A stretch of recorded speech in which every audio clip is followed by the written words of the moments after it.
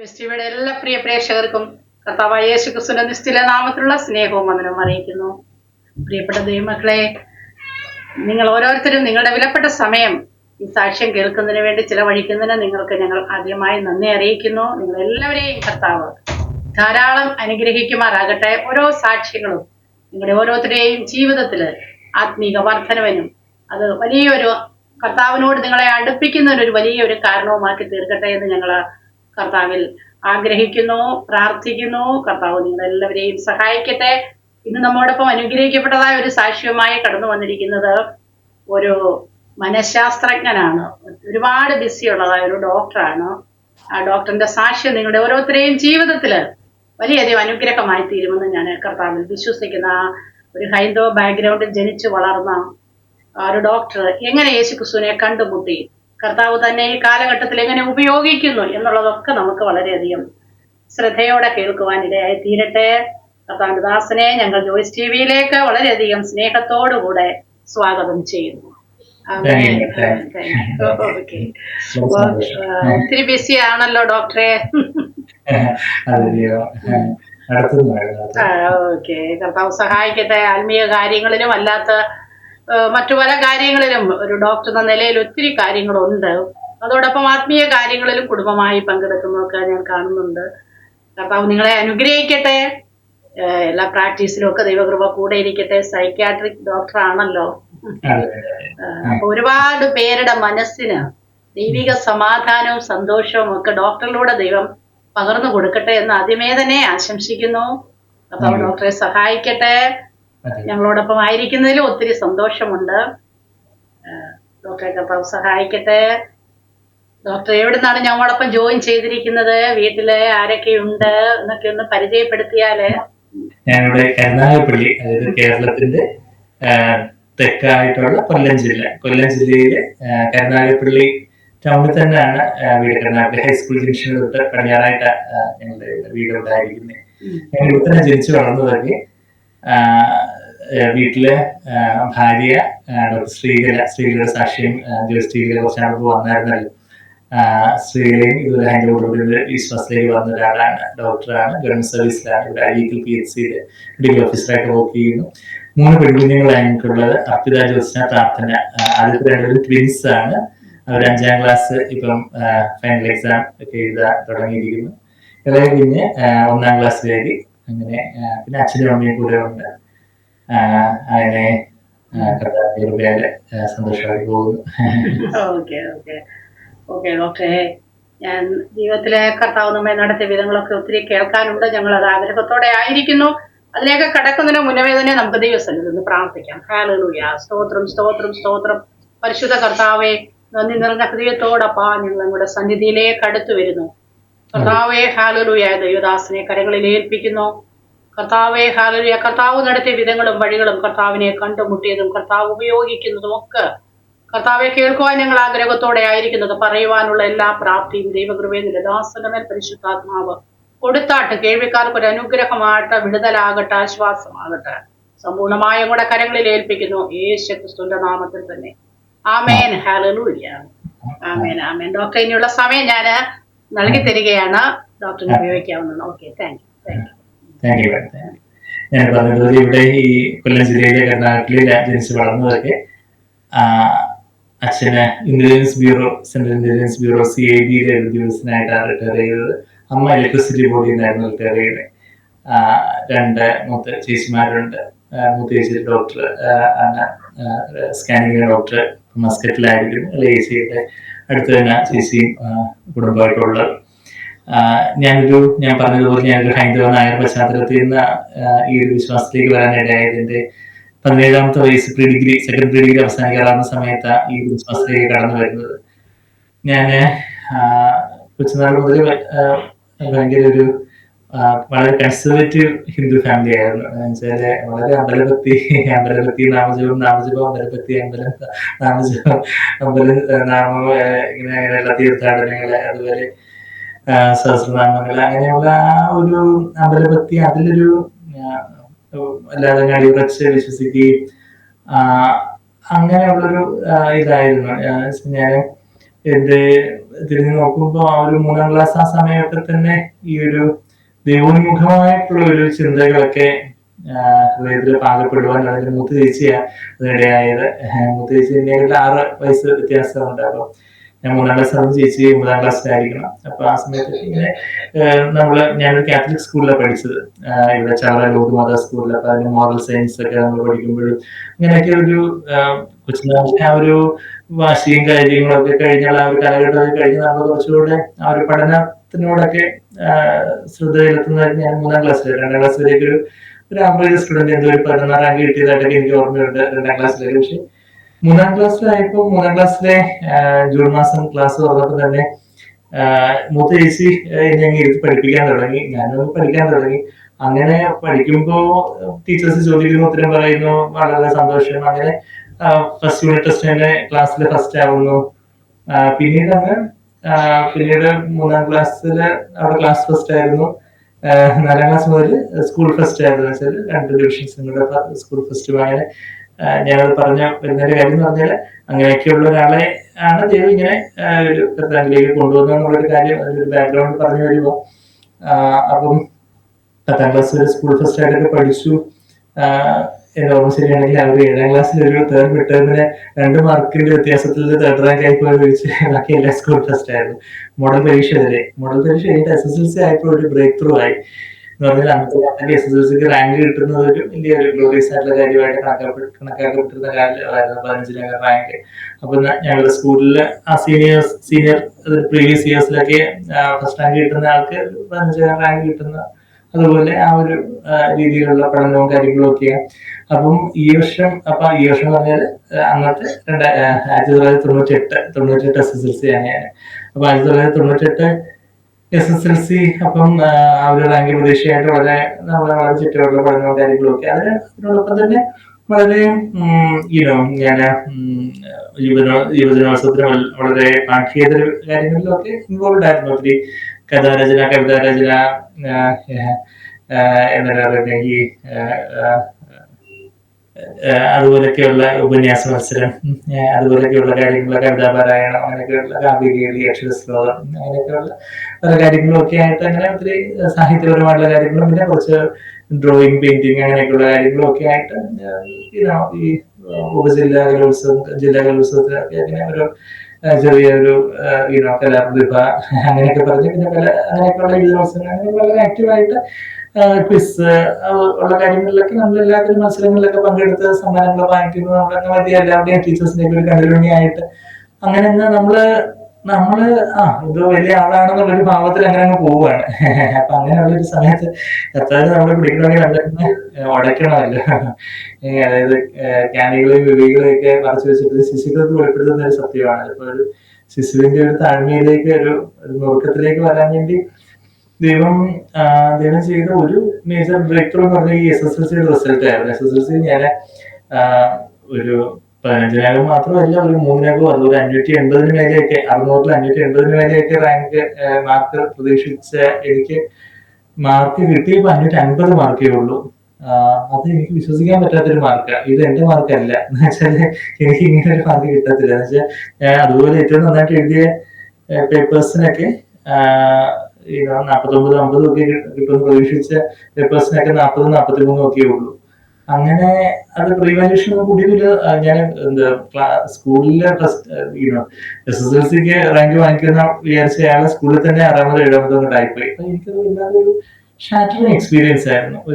വല്ലാതൊരു നുറുക്കത്തിലേക്ക് ഒരു നമ്മളെ പ്രതീക്ഷിച്ചതുപോലെ അല്ലാത്ത രീതിയിലുള്ള ചില കാര്യങ്ങൾ പെട്ടെന്ന് ചെയ്തു. അതുവരെ എല്ലാം ഫസ്റ്റ് ചേരുന്നതിനല്ല എന്തെങ്കിലും ഒരു സമ്മാനമോ ഫസ്റ്റ് മെഡലോ ട്രോഫിയോ ഒക്കെ വാങ്ങിച്ചുകൊണ്ട് വരുന്ന ആള് പെട്ടെന്ന് അതിന്റെ ഏറ്റവും ടോപ്പ് ആയിട്ടുള്ള എക്സാമിന്റെ ഒരു കാര്യം വന്നപ്പോഴത്തേക്ക് ഇത് പെട്ടെന്ന് ഇതൊരു ഇതായപ്പോ എനിക്കത് വല്ലാത്തൊരു നിരാശ ഉണ്ടായിരുന്നു. ആ സമയത്ത് ആ വർഷത്തിൽ ഞങ്ങളുടെ സ്കൂളിലെ ഹെഡ് മിസ്ട്രസ് ആയിട്ടുള്ള ലൂർദ് സ്കൂൾ ഹെഡ് മിസ്ട്രസ് ആയിരുന്നു സ്റ്റാനിസ്ലോസ് മേരി എന്ന് പറഞ്ഞൊരു സിസ്റ്റർ. അപ്പോഴത്തേക്കും ട്രാൻസ്ഫർ ആയിട്ട് നാഗ്പൂരിൽ ട്രാൻസ്ഫർ ആയി പോയിട്ടുണ്ടായിരുന്നു. സിസ്റ്റർ എനിക്ക് ഒരു ഇല്ലെങ്കിലൊരു കത്ത് എഴുതി അയച്ചു. ഇന്നത്തെ കാലത്ത് കത്ത് എന്നൊക്കെ പറയുന്ന ആൾക്കാർക്ക് എന്താണെന്ന് പോലും ഇന്നത്തെ പിള്ളേർക്കൊക്കെ മനസ്സിലാവുമെന്ന് അറിയത്തില്ല. അന്ന് ഇല്ലെങ്കിൽ ഒരു കത്ത് എഴുതി അത് സിസ്റ്ററിന്റെ അഡ്രസ് അവിടെ സ്കൂളിൽ നിന്ന് കണ്ടുപിടിച്ചായിരിക്കും അയച്ചത്. അപ്പൊ ആ കത്തില് പറഞ്ഞിരിക്കുന്നതൊക്കെ അത് നമ്മൾ നിരാശപ്പെടേണ്ട ദൈവം നടത്തും എന്നുള്ള കാര്യങ്ങൾ, ആ ഒരു പ്രോത്സാഹനത്തിന് വാക്യങ്ങൾ. പക്ഷെ ഞാൻ അതെല്ലാം മറന്നുപോയി. പക്ഷെ ആദ്യം എനിക്കത് ആ കത്തിൽ ഓർമ്മയുള്ള എന്താന്ന് ചോദിച്ചാൽ, ആ കത്തില് ആദ്യം തുടങ്ങുമ്പോൾ സിസ്റ്റർ ഒരു വാക്യം ഉദ്ധരിച്ചുകൊണ്ട് ആ കത്ത് തുടങ്ങുന്നത്. ആ വാക്യം യിരെമ്യാവിന്റെ പുസ്തകം 29:11 വാക്യമായിരുന്നു. Jeremiah 29:11. For I know the plans that I have for you, plans for your welfare, not for calamity, to give you a future and a hope എന്നുള്ള ഒരു വാക്യം. അതായത് നാശത്തിന് വേണ്ടിയുള്ളതല്ല എനിക്ക് നിങ്ങളെ കുറിച്ചുള്ള നിരൂപണങ്ങൾ ഇന്നലെ എന്ന് ഞാൻ അറിയുന്നത് നാശത്തിന് വേണ്ടിയുള്ളതല്ല, ക്ഷേമത്തിന് വേണ്ടിയുള്ളതത്രേ. അത് നിങ്ങൾക്ക് ഒരു ശുഭഭാവി വരേണ്ടതിനാണ് എന്നുള്ളൊരു കാര്യം. അത് ആ ഒരു വാക്യം, അത് ആ ഒരു വചനത്തിന്റെ ഒരു വിത്ത് നമ്മുടെ ഹൃദയത്തിൽ പാകപ്പെടുകയാണല്ലോ. അതുപോലെ തന്നെ സ്കൂളിൽ പഠിക്കുന്ന സമയത്ത് തന്നെ ക്രിസ്ത്യൻ സ്കൂൾ ആയതുകൊണ്ട് പല ക്രിസ്ത്യൻ സോങ്സ് ഒക്കെ നമ്മളെ ആ ഒരു കർത്താവിലേക്ക് ആകർഷിക്കുന്നുണ്ട്. കർത്താവ് ആകർഷിച്ചിട്ടല്ലാതെ ആർക്കും കർത്താവിന്റെ ഇതിലേക്ക് വരാൻ സാധിക്കത്തില്ലെന്ന് കർത്താവിന്റെ യോഹന്നാൻ 6-ാം പറയുന്നുണ്ടല്ലോ. അപ്പൊ അതുപോലെ പല കർത്താവിന്റെ വാക്യങ്ങളൊക്കെ, വചനങ്ങളൊക്കെ നമ്മൾ നോക്കുമ്പോൾ ശത്രുക്കളെ സ്നേഹിക്കുവിൻ, ഉപദ്രവിക്കുന്നവർക്ക് വേണ്ടി പ്രാർത്ഥിക്കുവിൻ, നിങ്ങളെ ശപിക്കുന്നവരെ അനുഗ്രഹിക്കുകയും തിന്മ ചെയ്യുന്നവർക്ക് നന്മ ചെയ്യുന്നതൊക്കെ ലൂക്കോസ് 6-ാം 27-28 വാക്യങ്ങളൊക്കെ. അതുപോലെ വാക്യങ്ങളൊക്കെ എവിടെയെങ്കിലും എഴുതി വെച്ചേക്കുന്നത് എവിടെയെങ്കിലും ഒക്കെ വായിക്കുകയോ കേൾക്കുകയോ ഒക്കെ ചെയ്യുമ്പോൾ നമുക്കത് വളരെ സിമ്പിൾ ആണ്, ആർക്കും കാര്യം മനസ്സിലാവും. പക്ഷെ എത്ര ആഴത്തിലുള്ള കാര്യമാണ് ഇത്. എത്ര നമ്മുടെ ഹൃദയത്തിൽ തറച്ചുകൊള്ളുന്ന തരത്തിലുള്ള വാക്യങ്ങളകത്തായി പറയുന്നത്. അതുപോലെ തന്നെ അധ്വാനിക്കുന്നവരും ഭാരം ചുമക്കുന്നവരുള്ളവരും നിങ്ങൾ എല്ലാവരും എൻ്റെ അടുക്കൽ വരും, ഞാൻ നിങ്ങളെ ആശ്വസിപ്പിക്കാം. ഞാൻ താഴ്മയും വിനയമുള്ളവനാകിയാൽ എന്നെ നമുക്ക് വെച്ചുകൊടുത്തുകൊണ്ട് എന്നെ നിന്ന് പഠിക്കുകയും എന്നാൽ നിങ്ങളുടെ ആത്മാക്കൾക്ക് ആശ്വാസം കണ്ടെത്തും, പ്രാണനാശ്വാസം കണ്ടെത്തും എന്നൊക്കെ അവിടെ മത്തായി 11:28 മുതൽ 29-30 വാക്യങ്ങളൊക്കെ നമ്മൾ അതുപോലുള്ള വാക്യങ്ങളൊക്കെ പലയിടത്തൊക്കെ ഓരോന്നൊക്കെ കേൾക്കുകയൊക്കെ ചെയ്യുമ്പോഴൊക്കെ കർത്താവിലേക്ക് ഒരു ആകർഷണം എന്ന് വെച്ചാൽ, ഞാൻ അതുവരെയുള്ള എന്റെ ദൈവസങ്കല്പത്തിൽ നിന്നൊക്കെ വ്യത്യസ്തമായിട്ട് യേശുവിന്റെ ആ ഒരു സ്നേഹവും കരുണയും ഒക്കെ നമ്മളുടെ ഒരു വ്യത്യസ്തത കർത്താവിലേക്ക് ഒരു ആകർഷണം ഉണ്ടായിരുന്നു. എങ്കിലും ഞാൻ എന്റെ മതത്തിൽ തന്നെ വളരെ സാറ്റിസ്ഫൈഡ് ആയിട്ട് അങ്ങനെ പോവാണ്. ചില ഈ സ്കൂളിലേക്ക് പോകുന്ന വഴി തന്നെ 2 അമ്പലങ്ങളിലെങ്കിലും കയറി ചന്ദനക്കുറിയൊക്കെ പോയി വളരെ ഭയഭക്തിയോടാണ് സ്കൂളിൽ പോയിക്കൊണ്ടിരുന്നത്. അപ്പൊ ഇന്ന് അവിടെ സ്കൂളില് ഇതുപോലൊക്കെയുള്ള ഓരോ കാര്യങ്ങളൊക്കെ സ്നേഹസേന എന്നൊക്കെ പറഞ്ഞ് ചെറിയ എന്തോ ഒരു കാത്തലിക് ചെറിയ ബുക്ക്ലെറ്റ് ഒക്കെ കിട്ടുന്ന സമയത്ത് അതൊക്കെ അടിച്ചു പിറക്കി വായിക്കും. ബാക്കിയുള്ള ക്രിസ്ത്യൻ സ്റ്റുഡൻസ് പോലും അതൊന്നും മൈൻഡ് ചെയ്യാതൊക്കെ മാറ്റി വെക്കുമ്പോൾ നമുക്ക് ഇതൊക്കെ എന്തോ ഒരു ആകർഷണം അദ്ദേഹത്തിലേക്ക്. പക്ഷെ ഞാൻ വിഗ്രഹങ്ങളുടെ മുമ്പാകെ മുട്ടുമടക്കുന്ന സമയത്ത്, അമ്പലങ്ങളിൽ ചെന്ന് വിഗ്രഹങ്ങളുടെ മുമ്പാകെ മുട്ടുമടക്കുമ്പോഴും എന്താ ഇതിലെല്ലാം മേലെയുള്ള ഒരു ദൈവത്തോട് കണക്ട് ചെയ്യാനുള്ള ഒരു ആഗ്രഹം ദൈവ ഹൃദയത്തിൽ തന്നിട്ടുണ്ടായിരുന്നു. വീട്ടിലെ ഏറ്റവും ഭയഭക്തിയോടെ വിളക്ക് കത്തിക്കുന്നതും ബുക്കുകളും പൂജ വെക്കുന്ന സമയത്ത് അത് ചെയ്യുന്നതും അത്തപ്പൂക്കളോ ഒരുക്കുന്ന സമയത്ത് അതെല്ലാം അതുപോലെ ഭക്തിയോടെ കാര്യങ്ങളെല്ലാം വീട്ടിൽ ഏറ്റവും ഡെഡിക്കേറ്റഡ് ആയിട്ട് ചെയ്ത് ഞാനായിരുന്നു എന്ന് പറയാം. ഇങ്ങനെ സ്ത്രീകളുടെ സാക്ഷ്യം കേൾക്കുന്ന സ്ത്രീകളെ പറയും, സ്ത്രീകളുടെ വീട്ടിൽ ഏറ്റവും ആത്മാർത്ഥമായിട്ട് തന്നെ ചെയ്തത് സ്ത്രീകളെയാണെന്ന് പറയും. അപ്പൊ ഞാൻ അച്ഛനോടും അമ്മയോടൊക്കെ ഇപ്പൊ കടയൊക്കെ പറയും, ഞങ്ങൾ ആത്മാർത്ഥമായിട്ട് ചെയ്യുന്നത് ഞങ്ങൾ യഥാർത്ഥ സത്യത്തെ കണ്ടെത്തി, നിങ്ങൾ ചടങ്ങുകൾ ചെയ്യുന്നുണ്ട് ഇതുപോലുള്ള ഓരോ കാര്യങ്ങൾ ഞങ്ങൾ കുടുങ്ങി കിടക്കുന്നതൊക്കെ ഞങ്ങൾ തമാശ രീതിയിൽ അവർ ആ രീതിയിലൊക്കെ അവർക്കിപ്പോ ഒത്തിരി മാറ്റങ്ങൾ വന്നിട്ടുണ്ടായിരുന്നു. നമ്മളുടെ മീറ്റിംഗ്സ് ഒക്കെ അറ്റൻഡ് ചെയ്യാനും ഒക്കെ താല്പര്യം, വചനമൊക്കെ വായിക്കും, ഫാമിലി ബൈബിൾ സ്റ്റഡിക്കും നമ്മുടെ ഓൺലൈൻ മീറ്റിംഗ്സിനൊക്കെ ഓൺലൈനായിട്ട് ജോയിൻ ചെയ്യാനൊക്കെ ഉണ്ട്. എങ്കിലും അവർ ആ ഒരു പൂർണ്ണമായിട്ട് ദൈവത്തിന്റെ ഒരു വെളിപ്പാട് ഇനിയും കിട്ടാനുണ്ട്. അപ്പൊ ഞാൻ പറഞ്ഞതെന്ന് വെച്ചാൽ അങ്ങനെയൊക്കെയുള്ള ഒരു ആകർഷണം ഒരു കർത്താവിലുണ്ട്. പിന്നെ ഇപ്പൊ 10ാം ക്ലാസ് കഴിഞ്ഞിട്ട് പ്രീ ഡിഗ്രിക്ക് ഞാൻ തിരുവനന്തപുരത്ത് മാർവീനസ് കോളേജിലായിരുന്നു പഠിക്കുന്നത്. അപ്പൊ എൻട്രൻസ് കോച്ചിങ്ങിന്റെ ഫെസിലിറ്റിക്ക് അവിടെ തിരുവനന്തപുരത്ത് മാർവീനസ് കോളേജിൽ ഹോസ്റ്റലിൽ നിന്ന് പഠിക്കുമായിരുന്നു. അപ്പം അവിടെ ഹോസ്റ്റലിൽ ചെന്നാണെങ്കിലും നമ്മളൊരു അടുത്തുള്ള ഒരു അമ്പലമൊക്കെ കണ്ടുപിടിച്ച് ഇടയ്ക്ക് അമ്പലത്തിലൊക്കെ പോകും. അവിടെയും വളരെ ഭയഭക്തിയോടെ കാര്യങ്ങളൊക്കെ. അപ്പൊ അങ്ങനെ ആയിരിക്കുന്ന സമയത്ത് 1999 ജനുവരി മാസം 23-ാം തീയതി അത് അന്നത്തെ ദിവസം ഭാരതത്തിന്റെ ചരിത്രത്തിൽ വലിയൊരു കറുത്ത ദിനം പോലെ ഒരു ദുഃഖപൂർണമായ ദിനമായിരുന്നു. വെച്ചാൽ പത്രങ്ങളിലെ ഫ്രണ്ട് ലൈൻ ന്യൂസ് എന്ന് പറഞ്ഞാല് ഒരു ഓസ്ട്രേലിയൻ മിഷണറിയാണ് ഗ്രഹാം സ്റ്റെയിൻസിന്റെ 2 പിഞ്ചു കുഞ്ഞുങ്ങള് ഫിലിപ്പ് ടിമത്തി അവര് ജീവനോടെ ജീപ്പില് ചുട്ടരിച്ച് കൊന്നു കളഞ്ഞു. അവരെന്ത് കുറ്റം ചെയ്തിട്ടാന്ന് ചോദിച്ചാൽ അവര് പാവപ്പെട്ട കുഷ്ഠരോഗികളെയൊക്കെ ശുശ്രൂഷിച്ച് അവരുടെ ജീവിതം ഒഴിഞ്ഞു വെച്ച് അവിടെയുള്ള ഒറീസയിലുള്ള പാവങ്ങൾക്ക് വേണ്ടി അവരുടെ ജീവിതം ഒഴിഞ്ഞു വെച്ച് അവർ കുടുംബമായിട്ട് ശുശ്രൂഷിക്കുകയായിരുന്നു. അപ്പം ഭാര്യയും മകളും വീട്ടിനകത്ത് കിടന്നുറങ്ങിയായിരുന്നു. ഈ അപ്പനും 2 മക്കളും ജീപ്പിലായിരുന്നു. ഇന്ന് സുവിശേഷ വിരോധികളായിട്ടുള്ളവര് അവരെ കർത്താവിനെ അവർക്ക് അവരുടെ ഒരു മതാന്ധതയിൽ അവരങ്ങനെ ചെയ്തൊരു കാര്യം. അപ്പൊ അത് പിറ്റേ ദിവസം ന്യൂസിലെ കാര്യങ്ങളത് ന്യൂസ് പേപ്പറിൽ നമ്മളത് കാണുമ്പോൾ നമുക്ക് തന്നെ വല്ലാതൊരു ഷോക്കിങ്ങോ നമുക്കൊരു കൈ പൊള്ളിയാൽ എന്തുമായിരിക്കും വേദന. അപ്പൊ പിന്നെ ആ ഒരു കൊച്ചു കുഞ്ഞുങ്ങളൊക്കെ അതും സ്വന്തം അപ്പനൊന്നും ചെയ്യാൻ പറ്റാത്ത അവസ്ഥയില് ആ അവസാന നിമിഷങ്ങളിൽ എങ്ങനെയായിരിക്കും ആ ഒരു പിതാവിന്റെ ഹൃദയം ഇത് പിറ്റേ ദിവസം അറിയുമ്പോൾ ഉള്ള അത് അല്ലെങ്കിൽ അപ്പൊ തന്നെ അറിയുമ്പോൾ ഉള്ള ആ ഭാര്യയുടെയും മകളുടെ അവസ്ഥ എന്തായിരിക്കും. അവരെ ഒരു വിദേശ രാജ്യത്ത് ഒരു മോളുമായിട്ട് ഒരു വനിത തന്നെ ഇവിടെ ഒറ്റപ്പെട്ടായിരിക്കുന്നു ഒരു അവസ്ഥയിൽ എത്ര ഭയാനകമായിട്ടുള്ള ഒരു കാര്യമാണ്.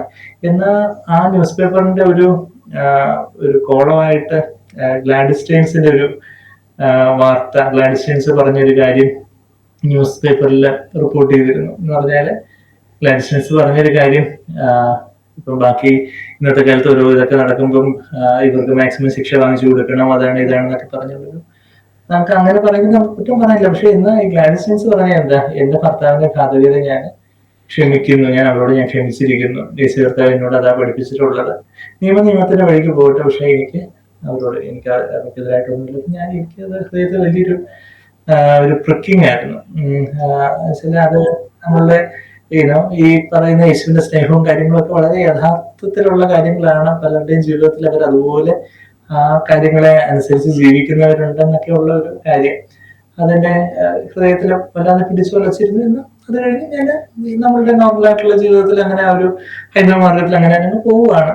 അത് കഴിഞ്ഞിട്ട് അത് 1999 ജനുവരിയിലൊക്കെ നടക്കുന്നതെങ്കിൽ മേ ബി എനിക്ക് തോന്നുന്നു മേ ബി ആ ഒരു ഓഗസ്റ്റ് സെപ്റ്റംബർ ആ സമയത്തൊക്കെ ആയിരിക്കും ഒരു കോളേജിൽ ഒരു ഉപന്യാസ മത്സരം അങ്ങോട്ട് നടന്നപ്പോൾ ഞാനത് ഓർക്കാൻ കാരണം എന്ന് പറഞ്ഞാൽ ആ ഉപന്യാസ മത്സരത്തിൽ എഴുതിയ ലേഖനം തന്നെ പിന്നീട് ആ വർഷത്തെ കോളേജ് മാഗസിനിൽ പിന്നെ പ്രസിദ്ധീകരിച്ച് വരികയും ചെയ്തു. ഉപന്യാസ മത്സരത്തിൽ അവരുടെ ടോപ്പിക് അവർ തന്നത് ഈ മർവേനസ് കോളേജിലുള്ള ഉപന്യാസ മത്സരത്തിന് മലയാളത്തിൽ നടക്കുക ഭാരതത്തിൽ മതേതരത്വത്തിനുള്ള പങ്ക് എന്നുള്ള രീതിയിൽ അന്നത്തെ ഒരു ഹോട്ട് ടോപ്പിക്കായിട്ട് ഇങ്ങനെയൊക്കെയുള്ള ഒരു വിഷയങ്ങളും കാര്യങ്ങളും എല്ലാം നടക്കുന്ന ഒരു കാലഘട്ടം ആയതുകൊണ്ടൊക്കെ ആയിരിക്കും. അപ്പം ഞാൻ ഈ കാര്യങ്ങളൊക്കെ പല കാര്യങ്ങളൊക്കെ എഴുതി അതില് ഈ ഗ്ലാഡിസ്റ്റൈൻസിന്റെ ക്ഷമയെ കുറിച്ചും ഒക്കെ പ്രകീർത്തിച്ചുകൊണ്ട് വളരെ കഴിഞ്ഞ ഹിന്ദുവിനായിട്ടുള്ള ഞാൻ ഇന്ന് ഈ ഗ്ലാഡിസ്റ്റൈൻസിന്റെ ക്ഷമയൊക്കെ പ്രകീർത്തിച്ചുകൊണ്ട് എഴുതിയ കാര്യമൊക്കെ ഞാൻ ഇപ്പോഴും ഓർക്കുന്നു. അത് കാരണം എന്ന് പറഞ്ഞാൽ അത് ലേഖനത്തിനായിരുന്നു സെക്കൻഡ് പ്ലേസ് എങ്ങാണ്ട് കിട്ടിയത് കോളേജിൽ. അപ്പൊ അങ്ങനെ അത് പിറ്റേ പ്രാവശ്യത്തെ അവര് വിളിച്ചതെന്ന് പറയുന്ന ഒരു കോളേജ് മാഗസിനിൽ പ്രസിദ്ധീകരിച്ച് വരുന്നതൊക്കെ ആ മാഗസിനൊക്കെ ഇപ്പോഴും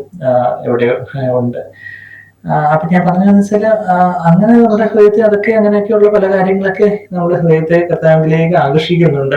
ആ ഒരു സമയത്താണ് എന്റെ കോളേജിലെ സീനിയർ ആയിട്ട് ഞാൻ സെക്കൻഡ് ഡിഗ്രി പഠിക്കുമ്പോൾ ഫൈനൽ ഇയർ ബികോം പഠിച്ചുകൊണ്ടിരുന്ന സൈജു ചുമാർ ജോൺ എന്ന ചേട്ടന്റെ ഒഫീഷ്യൽ പേര് ബ്രദർ അവിടെ ബികോം ഫൈനൽ ഇയർ ആയിരുന്നു. അപ്പം ബ്രദർ എനിക്ക് ഒരു 2 ഗോസ്പൽ ബുക്ക്ലെറ്റ് തന്നുള്ളത്. ഒന്ന് റിയൽ ട്രൂത്ത് എന്ന് പറഞ്ഞൊരു യഥാർത്ഥ സത്യം, റിയൽ ട്രൂത്ത് എന്ന് പറഞ്ഞ സാക്വലം ബ്രദറിൽ ഒരു ചെറിയൊരു ബുക്ക്ലെറ്റ്, പിന്നെ വേറൊരു ഹാർട്ട് ഓഫ് മാൻ, മനുഷ്യഹൃദയം, തമ്പിയുടെ പോലെയുള്ള ഒരു ബുക്ക്ലെറ്റ്.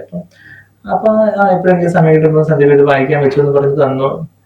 അത് ഞാനത് എല്ലാം വായിക്കും ഒക്കെ ഇതുപോലൊക്കെ ഒത്തിരി ഒരു സത്യാന്വേഷണ പാതയിലായതുകൊണ്ട് ഞാൻ അതും എടുത്ത് അതും അരച്ച് പിറക്കി എല്ലാം ഫുള്ള് ഞാൻ വായിക്കുകയും ആ കാര്യങ്ങളൊക്കെ പറയുന്നതൊക്കെ ഇതെല്ലാം കാര്യങ്ങളൊക്കെ വളരെ ശരിയായിട്ടുള്ള കാര്യങ്ങളാണ് പറയുന്നതെന്ന് എനിക്ക് ബോധ്യമായി. പക്ഷെ അവസാനം കൊണ്ട് പറയുന്നത് യേശുക്രിസ്തുവിലൂടെ മാത്രമേ രക്ഷയുള്ളൂ എന്ന് പറഞ്ഞു വരുമ്പോൾ നമുക്കത്തേക്ക് എനിക്കതൊക്കെ യോജിക്കാൻ പറ്റുന്നില്ല. ഇതെങ്ങനെ ഞങ്ങളും ഇത്രയൊക്കെ ഞങ്ങളെ നടത്തുന്നില്ലേ, നമുക്കും എല്ലാം വലിയ കുറവൊന്നും ഇല്ലാതെ അങ്ങനെ പോകുന്നു. പിന്നെ ഇനിയിപ്പോ ഈ യേശുവിന്റെ കൂടെ മാത്രമേ ഉള്ളൂ, ബാക്കിയുള്ളതൊന്നും സത്യമല്ല എന്നൊക്കെ പറയുന്നത് എങ്ങനെയാ എന്നുള്ളൊരു അപ്പം ഞാനത് സൗകര്യപൂർവ്വം അതന്നെ നമ്മളങ്ങനെ കണ്ണടച്ചിട്ടാക്കി എന്ന് പറയുന്നത് നമ്മളതൊക്കെ മാറ്റി വെച്ച്. പക്ഷെ എങ്കിലും ആ സുവിശേഷത്തിന്റെ വിത്തുകളൊക്കെ പാകപ്പെട്ടിരുന്നു. എന്നാൽ നില ഉഴുത് നല്ല വെള്ളം കിട്ടുമ്പോ ആ വിത്തുകളൊക്കെ അങ്ങനെ പൊട്ടി മുളയ്ക്കുമെന്ന് പറഞ്ഞത് പോലെ പിന്നെയും ദൈവം നില ഉഴാനായിട്ട് പല സാഹചര്യങ്ങളിലൂടെ കൊണ്ട് നടത്തിയെന്ന് വെച്ചാൽ പല സാഹചര്യങ്ങളൊക്കെ ദൈവം ഒരുക്കൊണ്ടെന്ന് വെച്ചാൽ ഞാൻ വലിയ സമാധാനവും വലിയ സമാധാനത്തെ കുറിച്ചും വലിയ ആത്മീയതയെ കുറിച്ചും ഒക്കെ ഒരുപാട് എഴുതുകയും വായിക്കുകയും പറയുകയൊക്കെ ചെയ്യുമെങ്കിലും ഉള്ളിനുള്ളിൽ പോയി വരുമ്പോ എന്റെ ഉള്ളിനുള്ളിൽ ഒരു സമാധാനമൊന്നും ഇല്ല എന്നുള്ള കാര്യം എനിക്ക് തന്നെ മനസ്സിലാവുകയും അതിന് ആ വർഷത്തെ ഈ പറഞ്ഞ് വിളിച്ചെന്ന് പറഞ്ഞാൽ കോളേജ് മാഗസീനിലെ മൈൻഡ് ഡൊമൈൻ ഓഫ് പീസ് എന്നൊക്കെ പറഞ്ഞ് രവീന്ദ്രനാഥ് ടാഗോറിനെയും വിവേകാനന്ദനെയും ഒക്കെ കോട്ട് ചെയ്തുകൊണ്ട് വലിയ ഇംഗ്ലീഷ് ആർട്ടിക്കിൾ എഴുതുക. ആ കോളേജ് മാഗസീനിൽ തന്നെ 4 ആർട്ടിക്കിൾസ് ഉണ്ടായിരുന്നു. ഈ മലയാളം ഉപന്യാസം, ഈ പറഞ്ഞ ഉപന്യാസം, പിന്നെ ഒരു English article mind domain of peace, പിന്നെ ഇംഗ്ലീഷ് പോയം, മലയാളം കവിത, അങ്ങനെ ഇതെല്ലാം നമ്മുടെ പേരിൽ വരുക. പക്ഷെ ഇതെല്ലാം എഴുതിയിട്ടുള്ള ആൾക്ക് ഇവിടെ ഒരു സമാധാനം ഇല്ലാതെ ഇരിക്കുക. അതാണ് അതിന്റെ രസം. അതിന്റെ ഒരു തിരിച്ചറിവിലേക്ക് ഞാൻ വരുന്ന ഒരു ദിവസം എന്ന് പറഞ്ഞാൽ ആ ഡിഗ്രി അവസാനിക്കുന്ന സമയം, സെക്കൻഡ് ഡിഗ്രി അവസാനിക്കുന്ന സമയം, 17 വയസ്സ് ജസ്റ്റ് കഴിഞ്ഞതേ ഉള്ളൂ. 1999 ഡിസംബർ മാസം 19-ാം തീയതി, 13-ാം തീയതി എന്റെ ബർത്ത്ഡേ, 17-ാം തീയതി ബർത്ത്ഡേ ഒക്കെ കഴിഞ്ഞ് 19-ാം തീയതി ഡിസംബർ 19, 1999 അന്ന് ഒരു ഞായറാഴ്ച ദിവസമായിരുന്നു. ഞായറാഴ്ച ആണെങ്കിൽ ഒരു ഫിസിക്സ്, കെമിസ്ട്രി, ബയോളജിയുടെ ഒളിമ്പിയാഡിന്റെ എക്സാം കോളേജിൽ നടക്കുന്നുണ്ട്. അപ്പം അന്ന് അവിടെ ഡിഗ്രി എത്തിയപ്പോൾ ഞാൻ തന്നെയായിരുന്നു അവിടെ ക്ലാസ്സിലെ ടോപ്പറും അവിടെ ക്ലാസ് റെപ്രസെന്റേറ്റീവ് എല്ലായിരുന്നു. അപ്പം നമ്മള് ഈ എക്സാമിന് രാവിലെ എഴുന്നേറ്റ് ഒന്നോടെ പോർഷൻസ് ഒക്കെ ബ്രഷപ്പ് ചെയ്യണം. ഈവൻ ട്യൂഷൻ ക്ലാസ്സിൽ, ഇൻട്രസ്റ്റ് കോച്ചിങ് ട്യൂഷൻ ക്ലാസ്സിലൊക്കെ ഓൾമോസ്റ്റ് എപ്പോഴും ഫസ്റ്റും കാര്യങ്ങളൊക്കെ ആയിട്ട് വന്ന് അങ്ങനെ എല്ലാവരുടെയും ഒരു മാതൃകാ പുരുഷനായിട്ട് നമ്മളങ്ങ് പോവുക. പക്ഷെ നമ്മുടെ ഉള്ളിന്റെ ഉള്ളിൽ എന്തോ ഒരു ശൂന്യതാബോധം, എന്തോ ഒരു കുറവുണ്ട്, എന്തോ ഒരു എംപ്റ്റിനെസ്. അപ്പോ രാവിലെ ഞാൻ അന്ന് രാവിലെ എഴുന്നേറ്റിട്ട് എങ്ങനെയൊക്കെ പോർഷൻസ് ഒന്നുകൂടെ ബ്രഷപ്പ് ചെയ്യുന്നുണ്ട്. പക്ഷെ ഉള്ളിൽ ഒരു സമാധാനമില്ല. എന്ത് ചെയ്യുന്ന പറഞ്ഞാൽ എന്തോ ഒരു ഭാരവും ഒരു ശൂന്യതയോ മാതിരി ഒരു അനുഭവം. അപ്പം അങ്ങനെ ആയിരിക്കുന്ന സമയത്താണ് പെട്ടെന്ന് എന്നെ സൃഷ്ടിച്ച ആ ഒരു ദൈവത്തിന്റെ പരിശുദ്ധിയെ കുറിച്ച് ഉള്ളൊരു ബോധ്യം. ഞാനിപ്പോ അവിടുത്തെ മറുവനസ് കോളേജിലെ സെന്റ് തോമസ് ഹോസ്റ്റലിലെ 14-ാം നമ്പർ 14 ആ ഒരു റൂമിലെ അപ്പോഴത്തെ സിംഗിൾ റൂം ആയിരുന്നു. അപ്പം